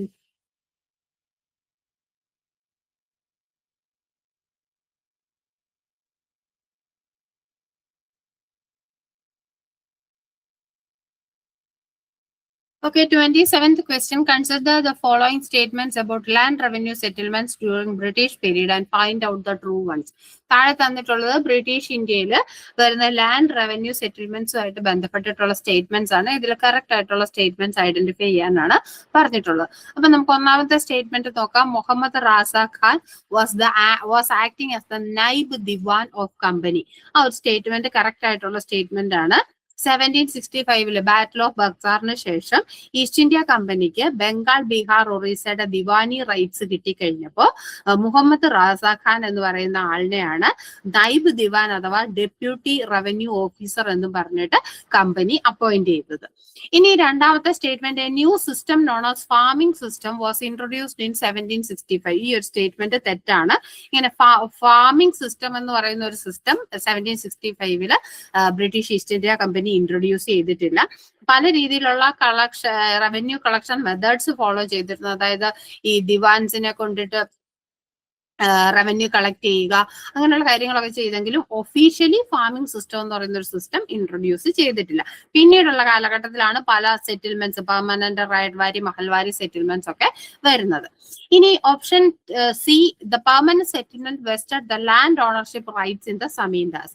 ആ സ്റ്റേറ്റ്മെന്റ് കറക്റ്റ് ആണ്. 1793 പെർമനന്റ് സെറ്റിൽമെന്റ് ഇൻട്രൊഡ്യൂസ് ചെയ്യുന്നത്. Lord Cornwallis ആണ് introduce ചെയ്യുന്നത്. ഈ ഒരു സെറ്റിൽമെന്റ് പ്രകാരം സമീന്ദാസിന് അവരുടെ ഹെറിഡിറ്ററി ലാൻഡ് ഓണേഴ്സ് ആയിട്ട് അപ്പോയിന്റ് ചെയ്യുകയും അവർക്ക് എന്നിട്ട് റവന്യൂ കളക്ഷനുള്ള റെസ്പോൺസിബിലിറ്റി കൊടുക്കുകയാണ് ചെയ്തത്. ഇനി option number D, the Ryotwari experiment was started by Charles Metcalfe in Baramahal in 1792. ഈ ഒരു സ്റ്റേറ്റ്മെന്റ് തെറ്റാണ്. റൈഡ്വാരി സിസ്റ്റം ആദ്യം സ്റ്റാർട്ട് ചെയ്യുന്നത് ക്യാപ്റ്റൻ അലക്സാണ്ടർ റീഡ് ആണ്. പിന്നീട് അത് എക്സ്പാൻഡ് ചെയ്യുന്നത് തോമസ് മൺറോ ആണ്. അപ്പൊ ബറാമഹൽ പ്രദേശത്തൊക്കെ അലക്സാണ്ടർ റീഡും തോമസ് മൺറോയുമാണ് ഇതുമായിട്ട് ബന്ധപ്പെട്ട് നിൽക്കുന്ന വ്യക്തികൾ. ചാൾസ് മെറ്റ്കാഫ് ഈ ഒരു റൈഡ്വാരി എക്സ്പെരിമെന്റുമായിട്ട് ബന്ധമുള്ള ആളല്ല. അദ്ദേഹം പ്രസ്സുമായിട്ട് ബന്ധപ്പെട്ട് ലിബറേറ്റർ ഓഫ് പ്രസ് എന്നറിയപ്പെടുന്ന വ്യക്തിയാണ്. ഇനി last statement, RM Bird provided a detailed survey to assess the revenue of entire Mahal or fiscal unit. Statement correct ആണ്. RM Bird ആണ് മഹൽവാരി സിസ്റ്റവുമായിട്ട് ബന്ധപ്പെട്ട് നോർത്ത് വെസ്റ്റേൺ പ്രൊവിൻസസിലെ ഈ ഒരു സിസ്റ്റം ഇൻട്രൊഡ്യൂസ് ചെയ്യുന്നതിന്റെ ഭാഗമായിട്ട് ഈ മൊത്തം ഏരിയ ഡീറ്റെയിൽഡ് സർവേ നടത്തി അസസ്മെന്റ് ഒക്കെ കൃത്യമായിട്ട് കൊണ്ടുവന്നത്. അപ്പോ ഇതിനകത്ത് നമ്മൾ ആൻസർ നോക്കുകയാണെങ്കിൽ ACE ആണ് കറക്റ്റ് ആയിട്ടുള്ള സ്റ്റേറ്റ്മെന്റ്. ബിയും ഡിയും റോങ് ആയിട്ടുള്ള സ്റ്റേറ്റ്മെന്റ് ആണ്. അപ്പോ ഓപ്ഷൻ 2 ആണ് കറക്റ്റ്. ഓക്കെ, പെട്ടെന്ന് ആൻസർ ചെയ്തു. Easy question. Next question.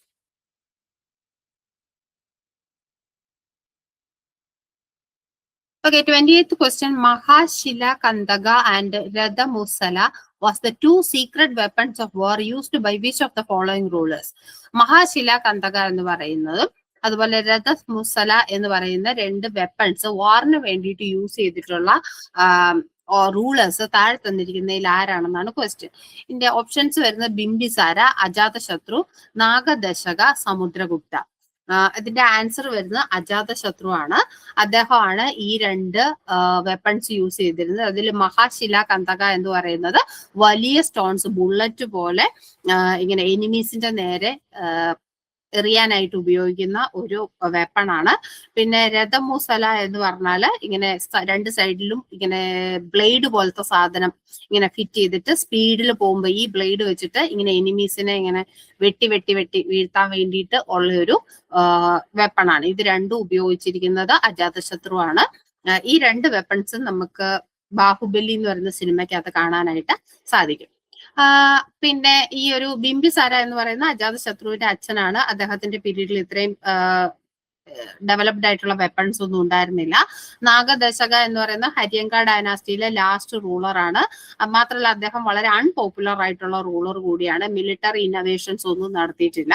പിന്നെ വരുന്നത് സമുദ്രഗുപ്തയാണ്. അദ്ദേഹം ഗുപ്ത കാലഘട്ടത്തിൽ വരുന്ന റൂളറാണ്, പവർഫുൾ റൂളറാണ്. പക്ഷെ അദ്ദേഹത്തിന്റെ കാലഘട്ടത്തിൽ ഇങ്ങനത്തെ വെപ്പൺസ് യൂസ് ചെയ്തതായിട്ടുള്ള റെഫറൻസ് നമുക്ക് കിട്ടിയിട്ടില്ല.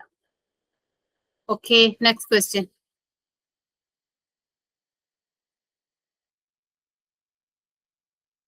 Okay, 29th question. Who among the following invited Harshavardhana to accept the crown after the death of his brother? ഹർഷവർദ്ധനയുടെ ബ്രദർ ആയിട്ടുള്ള രാജ്യവർദ്ധനയുടെ മരണത്തിന് ശേഷം അദ്ദേഹത്തിനെ അധികാരം ഏൽക്കാനായിട്ട് ഇൻവൈറ്റ് ചെയ്തത് താഴെ തന്നിരിക്കുന്നതിൽ ആരാണെന്നാണ് ക്വസ്റ്റ്യൻ. ഓപ്ഷൻസ് തന്നിട്ടുള്ളത് ബാണഭട്ട, പുന്നി, ധ്രുവവർദ്ധന, ദേവഗുപ്ത. ഇതില് ആൻസർ വരുന്നത് പൊന്നിയാണ്. പൊന്നി പ്രഹേളിക എന്നും അറിയപ്പെടാറുണ്ട്. അദ്ദേഹമാണ് ഹർഷവർദ്ധനെ ഈ ഒരു അധികാരം ഏൽക്കാനായിട്ട് ഇൻവൈറ്റ് ചെയ്ത വ്യക്തി. ഇനി ബാണഭട്ടെ നോക്കുകയാണെങ്കിൽ അദ്ദേഹം ഹർഷവർദ്ധനയുടെ പീരീഡിലെ കോർട്ട് പോയറ്റാണ്. മാത്രമല്ല ഹർഷയുടെ ബയോഗ്രഫി ആയിട്ടുള്ള ഹർഷചരിത എഴുതിയതും ബാണഭട്ടയാണ്. ധ്രുവവർദ്ധന എന്ന് പറയുന്ന അദ്ദേഹത്തിനെ ധ്രുവ ഭട്ട എന്നും അറിയപ്പെടും. അദ്ദേഹം വല്ലഭി കിങ് ആണ്. ഹർഷയുടെ ഡോട്ടറിനെ മാരി ചെയ്ത വ്യക്തിയാണ് ഈ ഒരു ധ്രുവ ഭട്ട എന്ന് പറയുന്നത്. ഇനി ലാസ്റ്റ് വരുന്നത് ദേവഗുപ്ത. ദേവഗുപ്ത എന്ന് പറയുന്നത് മാൾവേലത്തെ റൂളറാണ്. അദ്ദേഹമാണ് ഹർഷവർദ്ധനയുടെ ബ്രദർ ഇൻ ലോ ആയിട്ടുള്ള ഗൃഹവർമ്മനെ കൊന്നത്. അതായത് രാജശ്രീയുടെ സിസ്റ്റർ ആയിട്ടുള്ള രാജശ്രീയുടെ ഹസ്ബൻഡായ ഗ്രഹവർമ്മനെ കൊന്നത് ദേവഗുപ്തയാണ്. ആ ദേവഗുപ്തയാണ് പിന്നീട് രാജ്യവർദ്ധന കൊന്നത്. പക്ഷെ രാജ്യവർദ്ധനെ പിന്നീട് ബംഗാളിലെ റൂളർ ശശാങ്ക എന്ന് പറഞ്ഞ ഗൗഡ റൂളർ കൊല്ലുകയാണ് ചെയ്തത്. അതാണ് അതിന്റെ ഒരു റൂട്ട് വരുന്നത്. ഓക്കെ, അപ്പൊ ആൻസർ വരുന്നത് പൊന്നിയാണ്. Next question.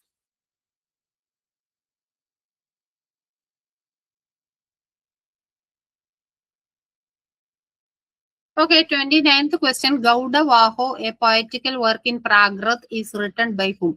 Vakpati, Hemachandra, Pamba, Vakbhata. Answer വരുന്നത് വാഗ്പതി. വാഗ്പതി രാജയുടെ വർക്കാണ് ഗൗഡ വാഹോ എന്ന് പറയുന്നത്. Okay, next question.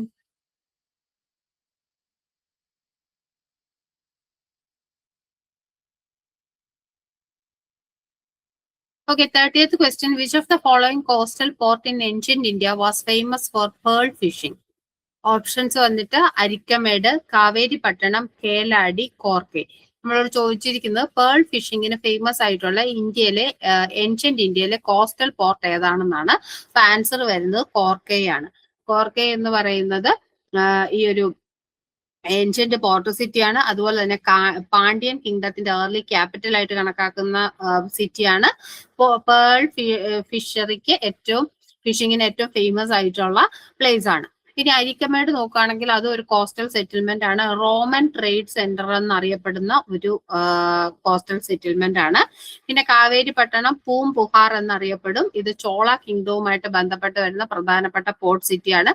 കാവേരി റിവറിന്റെ തീരത്തായിട്ടാണ് ഇത് സ്ഥിതി ചെയ്യുന്നത്. മാരിടൈം ട്രേഡിന് വളരെ പ്രധാനപ്പെട്ട ഒരു സെന്റർ ആണ് കാവേരി പട്ടണം എന്ന് പറയുന്നത്.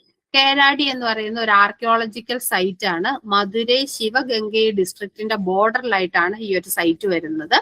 ഇത് മെയിൻ ആയിട്ടും സംഘം കാലഘട്ടത്തിലെ അർബൻ സെറ്റിൽമെന്റ് റിവീൽ ചെയ്യുന്ന അല്ലെങ്കിൽ അതിന്റെ എവിഡൻസസ്, അർബൻ ലൈഫ്, ക്രാഫ്റ്റിനെ കുറിച്ചിട്ടുള്ള എവിഡൻസസ് ഒക്കെ നമുക്ക് തരുന്ന ഒരു ആർക്കിയോളജിക്കൽ സൈറ്റ് ആണ് കേലാടി എന്ന് പറയുന്നത്. Okay, next question.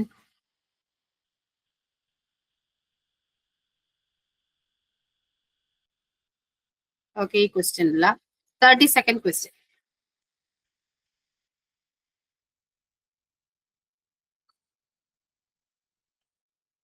Second question. The imperial civilization may well have absorbed numerous contributions from various conquered people to understand and adopt a new culture. Who wrote the above passage? ഇപ്പൊ നമുക്ക് തന്നിട്ടുള്ള ഒരു imperial civilisation create ചെയ്യാനായിട്ട് പല തരത്തിലുള്ള contributions പല concord ആയിട്ടുള്ള ആളുകളിൽ നിന്ന്, അതായത് ഒരു പ്രദേശം പല ആളുകൾ കോൺകർ ചെയ്ത് കഴിയുമ്പോൾ ആ കോൺകർ ചെയ്ത ആളുകളിൽ നിന്ന് പല കോൺട്രിബ്യൂഷൻസ് അബ്സോർബ് ചെയ്തതിന് ശേഷമാണ് ഒരു ഇമ്പീരിയൽ സിവിലൈസേഷൻ ഡെവലപ്പ് ചെയ്ത് വരുന്നത്. അങ്ങനെയാണ് ഒരു പുതിയ കൾച്ചർ അവിടെ ഡെവലപ്പ് ചെയ്ത് വരുന്നതെന്നാണ് ഈ ഒരു സ്റ്റേറ്റ്മെന്റ് കൊണ്ട് ഉദ്ദേശിക്കുന്നത്. അപ്പൊ ഈ ഒരു സ്റ്റേറ്റ്മെന്റ് ആരാണ് പറഞ്ഞതെന്നാണ് ക്വസ്റ്റ്യൻ. നമുക്ക് തന്നിട്ടുള്ള option Francis Fukuyama, AK Coomaraswamy, Joseph N. Nye, Yuval Noah Harari. ഇപ്പൊ അതിന്റെ ആൻസർ വരുന്നത് യുവൽ നോവ ഹരാരിയാണ്. അദ്ദേഹത്തിന്റെ sapiens a brief history of mankind എന്ന് പറയുന്ന വർക്കിനകത്താണ് ഈ ഒരു സ്റ്റേറ്റ്മെന്റ് വരുന്നത്. അത് അദ്ദേഹം പറയുന്ന ഈ കോൺകർ ചെയ്യുന്ന ആളുകളിൽ നിന്ന് ധാരാളം കോൺട്രിബ്യൂഷൻസ് അബ്സോർബ് ചെയ്തതിന് ശേഷം പുതിയൊരു കൾച്ചർ ഡെവലപ്പ് ആയി വരുന്നു. ഇങ്ങനെയുള്ള ഈ ഒരു അബ്സോർപ്ഷൻ എന്ന് പറയുന്നത് വളരെ പെയിൻഫുള്ളും അതുപോലെ ഒരു ട്രോമാറ്റിക് ആയിട്ടുള്ള എക്സ്പീരിയൻസ് ആയിട്ടാണ് അദ്ദേഹം പറയുന്നത്. കാരണം നമുക്ക് വളരെ ഫെമിലിയർ ആയിട്ടുള്ള നമുക്ക് ഇഷ്ടമുള്ള ഒരു ട്രഡീഷൻ വിട്ട് കളഞ്ഞിട്ട് വേറൊരു ട്രഡീഷനിലേക്ക് പോകാന്ന് പറഞ്ഞാൽ അത് വളരെ ബുദ്ധിമുട്ടാണ്, വളരെ സ്ട്രെസ് ഉണ്ടാക്കുന്ന ഒരു കാര്യം കൂടിയാണ്. എന്നാലും ആ ഒരു രീതിയിലാണ് പുതിയൊരു കൾച്ചർ ഡെവലപ്പ് ചെയ്ത് വരുന്നതെന്നാണ് അദ്ദേഹം ഈ ഒരു സ്റ്റേറ്റ്മെന്റിലൂടെ മെയിൻ ആയിട്ട് ഉദ്ദേശിക്കുന്നത്. അപ്പൊ വർക്കിന്റെ പേര് sapiens a brief history of human kind എന്നുള്ളതാണ് വരുന്നത്. Okay, next question. Okay, 33rd question. Which one of the following officers was not associated with the administration of cities in Mughal India? Nazim, Qazi, Mir i Adil, Kotwal. അപ്പൊ നമ്മളോട് ചോദിച്ചിരിക്കുന്നത് മുഗൾ കാലഘട്ടത്തിലെ സിറ്റീസിന്റെ അഡ്മിനിസ്ട്രേഷനുമായിട്ട് ബന്ധമില്ലാത്ത ഓഫീസർ താഴെ തന്നിരിക്കുന്നതിൽ ആരാണെന്നാണ് question. അപ്പൊ അതിന്റെ ആൻസർ വരുന്നത് ഓപ്ഷൻ നമ്പർ 1 നസീം ആണ്. നസീം എന്ന് പറയുന്നത് സുബേദാറിന്റെ മറ്റൊരു വേർഡാണ്. അദ്ദേഹം ഈ ഒരു പ്രൊവിൻസുമായിട്ട് ബന്ധപ്പെട്ട അല്ലെങ്കിൽ ഒരു സുബയുമായിട്ട് ബന്ധപ്പെട്ടുള്ള സിവിൽ ആൻഡ് മിലിറ്ററി അഡ്മിനിസ്ട്രേഷന്റെ ഹെഡാണ് നസീം അല്ലെങ്കിൽ സുബേദാർ എന്ന് പറയുന്നത്. അതേസമയം ഖാസി, മിർ ഇ ആദിൽ എന്ന് പറയുന്ന ഒരു സിറ്റി അല്ലെങ്കിൽ ടൗണുമായിട്ട് ബന്ധപ്പെട്ട ജുഡീഷ്യൽ ഓഫീസേഴ്സും, കോട്ട്വാൾ എന്ന് പറയുന്നത് പോലീസ് അഡ്മിനിസ്ട്രേഷനുമായിട്ട് ഈ പോലീസ് ഫോഴ്സിന്റെ ഇൻചാർജ് ആയിട്ടുള്ള ആളാണ്. സിറ്റിയുമായിട്ട് കണക്ട് ചെയ്ത വ്യക്തികളാണ് ഈ 3 പേര്. Okay, 34th question. Okay, 34th question. The only city in India that could be set in the same class as Delhi, according to Ibn Battuta, was. ഇബൻ ബത്തൂത്തയുടെ അഭിപ്രായ പ്രകാരം ഡൽഹിയെ പോലെ തന്നെ അതിന്റെ ഒരേ രീതിയിൽ നമുക്ക് നോക്കി കാണാൻ പറ്റുന്ന മറ്റൊരു സിറ്റി ആയിട്ട് അദ്ദേഹം ഡിസ്ക്രൈബ് ചെയ്ത സിറ്റി ആയിട്ട് ഒന്ന് ഐഡന്റിഫൈ ചെയ്യാനാണ് ക്വസ്റ്റ്യൻ. അപ്പൊ നമുക്ക് തന്നിട്ടുള്ള ലക്നൌദി, സദ്ഗാവോൺ, മധുരൈ, ദൗലത്താബാദ് അല്ലെങ്കിൽ ദേവഗിരി. ഇബൻ ബത്തൂത്തയായിട്ട് കണക്ട് ചെയ്തായിട്ട് ഈ ക്വസ്റ്റ്യൻ ചോദിച്ചിരിക്കുന്നതുകൊണ്ട് നമുക്ക് ആൻസർ പറയാനായിട്ട് സാധിക്കും ദൗലത്താബാദ് അല്ലെങ്കിൽ ദേവഗിരി ആണെന്ന്. അത് മുഹമ്മദ് ബിൻ തുഗ്ലക്ക് ക്യാപിറ്റൽ ഷിഫ്റ്റ് ചെയ്ത് കഴിഞ്ഞതിന് ശേഷം അദ്ദേഹത്തിന്റെ ഒരു സ്റ്റേറ്റ്മെന്റ് ആയിരുന്നു ഇത്. ഈ ഡൽഹി പോലെ തന്നെ വളരെ ലാർജസ്റ്റ് ആയിട്ടുള്ള ഒരു സിറ്റിയാണ് ദൗലത്താബാദ്. അതായത് സൈസിന്റെ കാര്യത്തിൽ, ഇമ്പോർട്ടൻസിന്റെ കാര്യത്തിലാണെങ്കിലും ഒക്കെ ഒരേ രീതിയിൽ വരുന്ന ഒരു സിറ്റിയാണ് ദൗലത്താബാദ് അല്ലെങ്കിൽ ദേവഗിരി എന്നാണ് അദ്ദേഹം പറഞ്ഞിരിക്കുന്നത്. അപ്പൊ ആൻസർ വരുന്ന option 4 Daulatabad. Okay, 35th question. Okay, 35th question. Who calls the political economy of Vijayanagar regime of the 16th century as feudal? Vijayanagara എംപയറിന്റെ പൊളിറ്റിക്കൽ ഇക്കോണമിയെ ഫ്യൂഡൽ എന്ന് വിളിച്ച വ്യക്തി താഴെ തന്നിരിക്കുന്നതിൽ ആരാണെന്നാണ് ക്വസ്റ്റ്യൻ. അപ്പൊ നമുക്ക് തന്നിട്ടുള്ള option Noboru Karashima, Burton Stein, KV Ramesh, N Venkataramayya. അപ്പോ അതിന്റെ ആൻസർ വരുന്നത് നെബ്രു ഖരാഷിമയാണ്. ഇതിനകത്ത് വിജയനഗര എംപയറിനെ സെഗ്മെന്ററി സ്റ്റേറ്റ് എന്ന് വിളിച്ചത് ബർട്ടൺ സ്റ്റെയിനും, ഫ്യൂഡൽ ക്യാരക്ടർ അതായത് വെസ്റ്റേൺ ഫ്യൂഡൽ സ്ട്രക്ചർ നമുക്ക് ഈ ഒരു വിജയനഗര എംപയറിന്റെ ഇക്കോണമിയുടെ സ്ട്രക്ചറിനകത്ത് കാണാൻ സാധിക്കാത്തത് മെയിൻ ആയിട്ട് നയൻകാര സിസ്റ്റം ആയിട്ട് ബന്ധപ്പെടുത്തി അതിനെ ഫ്യൂഡൽ എന്ന് വിളിച്ച് നെബ്രു ഖരാഷിമ ആണ്. Okay, next question. Okay, 35th question. Whose assertion is that Shivaji's Swaraj was nothing but the replica of Vadan? ശിവജിയുടെ സ്വരാജിനെ ഒരു വദാൻ സിസ്റ്റത്തിന്റെ റെപ്ലിക്ക അല്ലെങ്കിൽ അതിന്റെ ഒരു കണ്ടിന്യൂവേഷൻ ആണ്, അതല്ലാതെ അതിൽ കൂടുതലൊന്നും ഇല്ല എന്ന് പറഞ്ഞ സ്റ്റേറ്റ്മെന്റ് പറഞ്ഞ വ്യക്തി ആരാണെന്നാണ് ചോദിച്ചിരിക്കുന്നത്. നമുക്ക് തന്നിട്ടുള്ള ഓപ്ഷൻ VA സ്മിത്ത്, ജദുനാഥ് സർക്കാർ, AR കുൽക്കർണി, ആൻഡ്രെ വിങ്ക്. ആൻസർ വരുന്നത് ആൻഡ്രെ വിങ്ക് ആണ്. അദ്ദേഹമാണ് പറഞ്ഞത് ഈ ഒരു land holdings, land rights, hereditary ആയിട്ടുള്ള ലാൻഡ് റൈറ്റ്സ്, അതുമായിട്ട് ബന്ധപ്പെട്ട പവർ, ഇങ്ങനെയുള്ള കാര്യങ്ങളുടെ ഒരു എക്സ്റ്റെൻഡഡ് വേർഷൻ മാത്രമാണ് ശിവജിയുടെ സ്വരാജ് എന്ന് പറയുന്നത്. അതിന്റെ അപ്പുറത്തേക്കൊന്നും അതിനെ നമുക്ക് കാണാൻ സാധിക്കില്ല എന്ന് ആൻഡ്രെ വിങ്ക് ആണ് പറഞ്ഞത്. Okay, next question. Okay, 36th question. The country is for the most part well cultivated, very fertile. The troops amount in manner to 11 lakhs. Who made the above observation in the context of Vijayanagara state? Vijayanagara സ്റ്റേറ്റിന്റെ ആയിട്ട് ബന്ധപ്പെട്ട് ഈ ഒരു statement പറഞ്ഞിരിക്കുന്ന ആരാണെന്നാണ് ചോദിച്ചത്. രാജ്യം എന്ന് പറയുന്നത് വളരെ വെൽ കൾട്ടിവേറ്റഡ് ആണ്, വളരെ ഫെർട്ടൈൽ ആണ്. മൊത്തം ട്രൂപ്സിന്റെ എണ്ണം നമ്മൾ നോക്കുകയാണെങ്കിൽ 11 lakhs വരെ എത്തുന്ന ഒരു ട്രൂപ്സും അവിടെ ഉണ്ട്. ഈ ഒരു സ്റ്റേറ്റ്മെന്റ് പറഞ്ഞിരിക്കുന്നത് താഴെ തന്നിരിക്കുന്നതിൽ ആരാണ്? നമുക്ക് തന്നിട്ടുള്ള options Nuniz, Abdul Razzaq, Niccolò Conti, Barbosa. അപ്പൊ ഇതിന്റെ ആൻസർ വരുന്നത് അബ്ദുൾ റസാഖ് ആണ്. അബ്ദുൾ റസാഖ് ദേവരായ സെക്കൻഡിന്റെ പീരീഡിലെ ഉള്ള ആ ഒരു എംപയറിനെ കുറിച്ചിട്ടാണ് ഡിസ്ക്രൈബ് ചെയ്തിരിക്കുന്നത്. ഈ അബ്ദുൾ റസാഖ് എന്ന് പറയുന്ന ഒരു പേർഷ്യൻ അംബാസിഡർ ആണ്.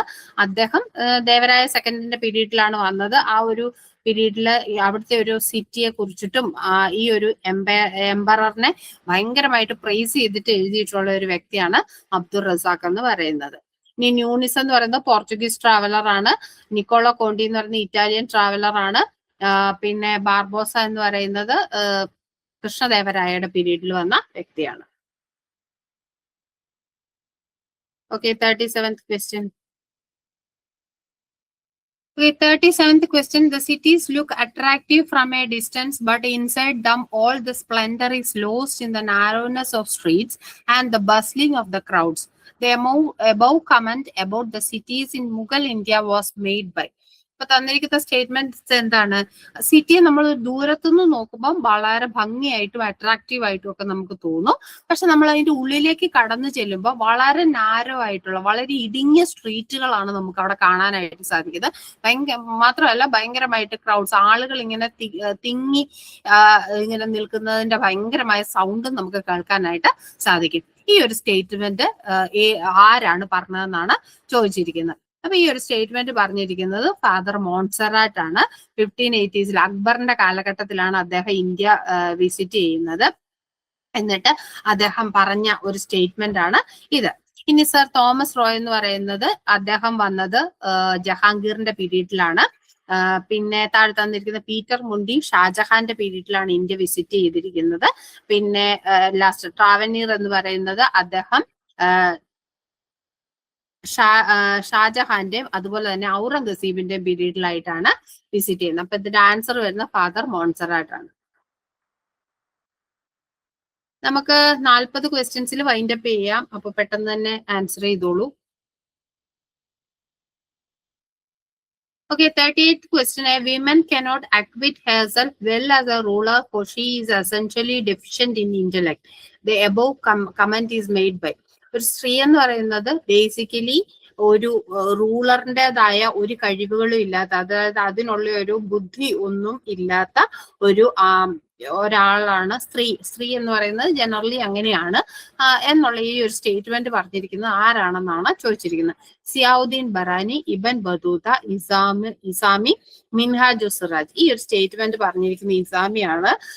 റസിയ സുൽത്താൻ അധികാരത്തിലേക്ക് വരുന്നതുമായിട്ട് ബന്ധപ്പെട്ട് ആ ഒരു പീരീഡിനെ കുറിച്ചിട്ടാണ് ഇസാമി ഇങ്ങനെ ഒരു സ്റ്റേറ്റ്മെന്റ് പറഞ്ഞിട്ടുള്ളത്. Okay, 39th question. Okay, 39th question. Who shifted the Bahmani capital from Daulatabad to Gulbarga? Options തന്നിട്ടുള്ള അലാവുദ്ദീൻ ഹസൻ ബഹുമാൻ ഷാ, മുഹമ്മദ് ഫസ്റ്റ്, ദൗദ് സെക്കൻഡ്, ഫിറോസ്. ഇതിനകത്ത് ദൗലത്താബാദിൽ നിന്ന് ഗുൽബർഗയിലേക്ക് ബാഹ്മിനി ക്യാപിറ്റലിനെ ഷിഫ്റ്റ് ചെയ്ത് ആരാണെന്നാണ് ക്വസ്റ്റ്യൻ. ഇതിന്റെ ആൻസർ വരുന്നത് അലാവുദ്ദീൻ ഹസൻ ബഹുമാൻ ഷായാണ്. അദ്ദേഹമാണ് ബാഹ്മിനി സുൽത്താനേറ്റിന്റെ ഫൗണ്ടർ എന്ന് പറയുന്നത്. അദ്ദേഹമാണ് ദൗലത്താബാദിൽ നിന്ന് ഗുൽബർഗയിലേക്ക് ക്യാപിറ്റല് ഷിഫ്റ്റ് ചെയ്തത്. Okay, next question.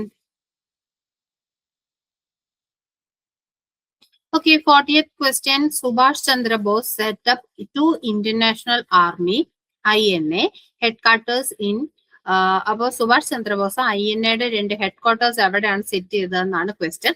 നമുക്ക് തന്നിട്ടുള്ള options Rangoon and Singapore, Rangoon and Tokyo, Singapore and Tokyo, Singapore and Kyoto. ഇതിന്റെ ആൻസർ വരുന്ന ഓപ്ഷൻ 1 റംഗൂൺ ആൻഡ് സിംഗപ്പൂർ ആണ്.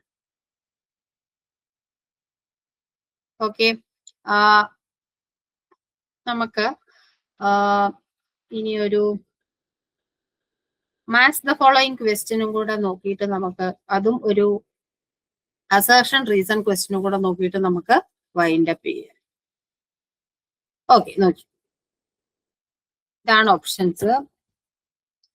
Okay, 51st question. Match the following list 1 and list 2. List 1 നമുക്ക് minor rock എഡിക്റ്റുകളും list 2 അതിന്റെ ലൊക്കേഷൻസും ആണ് തന്നിട്ടുള്ളത്. അപ്പൊ minor rock എഡിക്റ്റുകൾ തന്നിട്ടുള്ളത് പാങ്കുരേറിയ, ഉദയഗോലം, ജതിങ്ക Rameshwara, അഹൗറ. Location തന്നിട്ടുള്ള ബെല്ലാരി കർണാടക, ചിത്രദുർഗ കർണാടക, മിർസാപൂർ UP, സെൻഹോർ മധ്യപ്രദേശ്.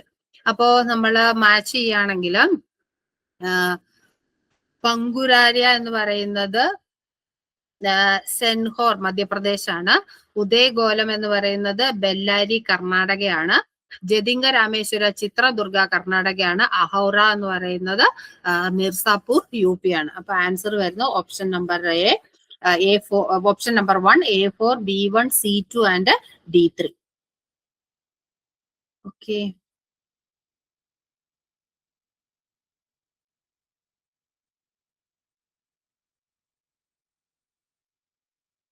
ഇനി നമുക്കൊരു അസേർഷൻ റീസൺ ക്വസ്റ്റ്യനും കൂടെ നോക്കാം.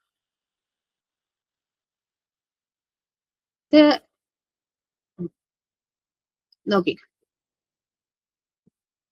ഇതാണ് options.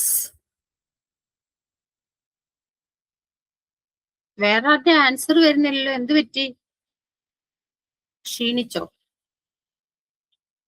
Okay, 64th question, statement 1. When Mangal Pandey opened fire at Barakpur on his officers, one of his fellow sepoys, Sheikh Paltu, tried to stop him. Statement 2. During Mangal Pandey's trial, Mangal Pandey had only one answer, that he had acted on his own. അപ്പോ മംഗൾ പാണ്ഡെ ബാരക്പൂരിൽ അദ്ദേഹത്തിന്റെ senior ഓഫീസേഴ്സിന്റെ നേരെ വെടിവെക്കൽ നടത്തുമ്പോൾ അദ്ദേഹത്തിന്റെ ഒരു fellow സീപ്പോയി ആയിട്ടുള്ള ഷെയ്ഖ് പാൾട്ടു അദ്ദേഹത്തിനെ stop ചെയ്യാനായിട്ട് ശ്രമിച്ചു. ആ ഒരു സ്റ്റേറ്റ്മെന്റ് കറക്റ്റ് ആയിട്ടുള്ള സ്റ്റേറ്റ്മെന്റ് ആണ്. രണ്ടാമത്തെ സ്റ്റേറ്റ്മെന്റ്, മംഗൾ പാണ്ഡെയുടെ ട്രയലിന്റെ സമയത്ത് അദ്ദേഹത്തിന് ഒരേ ഒരു ആൻസറേ ഉണ്ടായിരുന്നുള്ളൂ, അദ്ദേഹം സ്വന്തമായിട്ടാണ് ഇതൊക്കെ ചെയ്യുന്നത്, ആരുടെയും ഒരു ഇൻഫ്ലുവൻസും ഇല്ല, ആരും ഇതിന് സഹായിച്ചിട്ടും ഇല്ല എന്നുള്ളതാണ് അദ്ദേഹത്തിന്റെ സ്റ്റേറ്റ്മെന്റ്. ഈ രണ്ട് സ്റ്റേറ്റ്മെന്റും കറക്റ്റ് ആയിട്ടുള്ള സ്റ്റേറ്റ്മെന്റ് ആണ്. അപ്പൊ ആൻസർ വരുന്നത് ബോത്ത് 1 and 2 ആർ ട്രൂ എന്നുള്ളതാണ്. ഇനി ഒരു അസർഷൻ റീസൺ നോക്കാം. ഇതും കൂടെ നോക്കിയിട്ട് പെട്ടെന്ന് നോക്കിക്കോ, നമുക്ക് 10:30 കഴിഞ്ഞ് വൈൻഡപ്പ് ചെയ്യാം. Okay, 65th question. Given below are two statements. One is labeled as assertion A and other is labeled as reason R. Assertion A നമുക്ക് തന്നിട്ടുള്ളത് Ahalya Bai Holkar developed Indore from a small village to a prosperous and beautiful city. Reason തന്നിട്ടുള്ള Ahalya Bai Holkar provided help to widows in keeping their husbands' wealth rather than surrendering it to the state or greedy relatives or managers. നമ്മളോട് തന്നിരിക്കുന്ന assertion എന്താണ്? അഹല്യബായ് ഹോൾക്കർ ആണ് indoor എന്ന് പറയുന്ന ഒരു ചെറിയ വില്ലേജിനെ വളരെ ബ്യൂട്ടിഫുള്ളും പ്രോസ്പെറസും ആയിട്ടുള്ള ഒരു സിറ്റി ആയിട്ട് ഡെവലപ്പ് ചെയ്തുകൊണ്ട് വന്നത്. റീസൺ ആയിട്ട് നമുക്ക് തന്നിട്ടുള്ള എന്താണ്? അഹല്യബായ് വിഡോസിന്, അതായത് ഹസ്ബൻഡ് മരിച്ചതിന് ശേഷം ഹസ്ബൻഡിന്റെ വെൽത്ത് വിഡോസ് അല്ലെങ്കിൽ ആ ഹസ്ബൻഡിന്റെ ഭാര്യമാർക്ക് കീപ്പ് ചെയ്യാനുള്ള അധികാരം കൊടുത്തിരുന്നു. അത് സ്റ്റേറ്റിന് സറണ്ടർ ചെയ്യോ അല്ലെങ്കിൽ ഹസ്ബൻഡ്സിന്റെ റിലേറ്റീവ്സിനോ മാനേജേഴ്സിനോ ഒന്നും സറണ്ടർ ചെയ്യാതെ അവർക്ക് സ്വന്തമായിട്ട് അവരുടെ ആവശ്യങ്ങൾക്ക് ഉപയോഗിക്കാനായിട്ട് ആ വെൽത്ത് യൂസ് ചെയ്യാം എന്നുള്ളൊരു ഇത് കൊണ്ടുവന്ന അഹല്യാബായ് ഹോൾക്കറാണ്. ഇത് രണ്ടുമാണ് നമുക്ക് തന്നിട്ടുള്ളത്. അപ്പോ ഈ ഒരു രണ്ട് സ്റ്റേറ്റ്മെന്റും ട്രൂ ആയിട്ടുള്ള സ്റ്റേറ്റ്മെന്റ് ആണ്. അപ്പൊ നമുക്ക് ഇതിനകത്ത് നോക്കേണ്ടത് ഈ ആർ എന്ന് പറയുന്നത് അസേർഷന്റെ റീസൺ ആണോ എന്നുള്ളതാണ് ഐഡന്റിഫൈ ചെയ്യേണ്ടത്.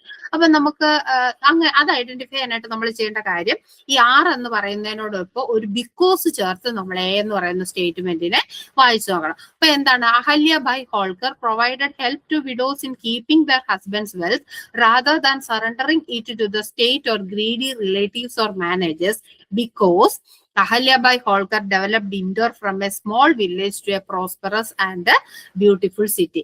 ആ ഒരു സ്റ്റേറ്റ്മെന്റ് എന്ന് പറയുന്നത് കണക്ട് ചെയ്യാനായിട്ട് പറ്റത്തില്ല. കാരണം എന്താണ്? വിഡോസിന് അവരുടെ ഹസ്ബൻഡിന്റെ വെൽത്ത് കീപ്പ് ചെയ്തതുകൊണ്ട് ഒരു വില്ലേജിനെ ഒരു പ്രോസ്പെറസ് ആൻഡ് ബ്യൂട്ടിഫുൾ സിറ്റി ആക്കി മാറ്റാനായിട്ട് പറ്റത്തില്ല. അപ്പൊ ഇത് ഈ ക്വസ്റ്റ്യന്റെ ആൻസർ എന്താണ്? എയും R, both A and R are correct, but R is not the correct explanation of A. Option number 2 ആണ് കറക്റ്റ് ആയിട്ടുള്ള ആൻസർ. ഇതാണ് അസേർഷൻ റീസൺ ക്വസ്റ്റ്യന്റെ എക്സാമ്പിൾ.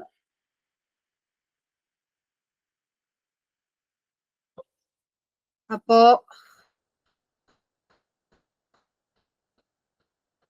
നമ്മള് ഏകദേശം എല്ലാ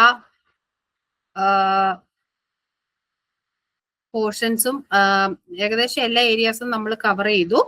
അപ്പം ഇന്നത്തെ സെഷൻ നമ്മൾ വൈൻഡപ്പ് ചെയ്യാണ്. ഈ ഒരു മാരത്തോൺ സെഷനിൽ ഏകദേശം നമ്മൾ ഒരു 50 ക്വസ്റ്റ്യൻസിന് അടുത്ത് ഇന്ന് ഡിസ്കസ് ചെയ്തു. നിങ്ങൾക്ക് ഡിസ്കസ് ചെയ്ത കാര്യങ്ങളെല്ലാം ക്ലിയർ ആയി എന്ന് വിശ്വസിക്കുന്നു. എല്ലാം ഓക്കെ ആണോ? ക്ലിയർ ആണോ?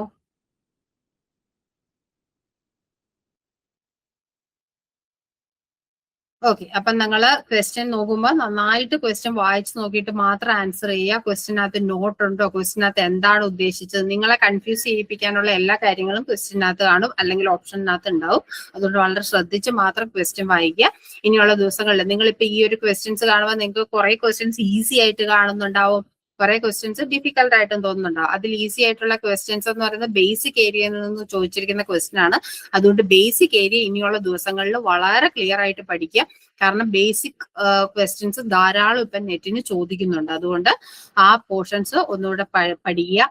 ഇനി പുതിയതായിട്ട് ഒരു ടോപ്പിക്സ് ഒന്നും പഠിക്കാനായിട്ട് നിങ്ങൾ ശ്രമിക്കേണ്ട. ഇപ്പോൾ ഉള്ള പഠിച്ച കാര്യങ്ങളൊക്കെ തന്നെ റിവൈസ് ചെയ്യാനായിട്ട് ട്രൈ ചെയ്യുക. അപ്പം എല്ലാവർക്കും ഓൾ ദ ബെസ്റ്റ്. എല്ലാവർക്കും നെറ്റും JRF ഒക്കെ ക്ലിയർ ചെയ്യാനായിട്ട് പറ്റട്ടെ ഇത്തവണ തന്നെ. അപ്പോൾ okay, all the best and thank you. See you and good night.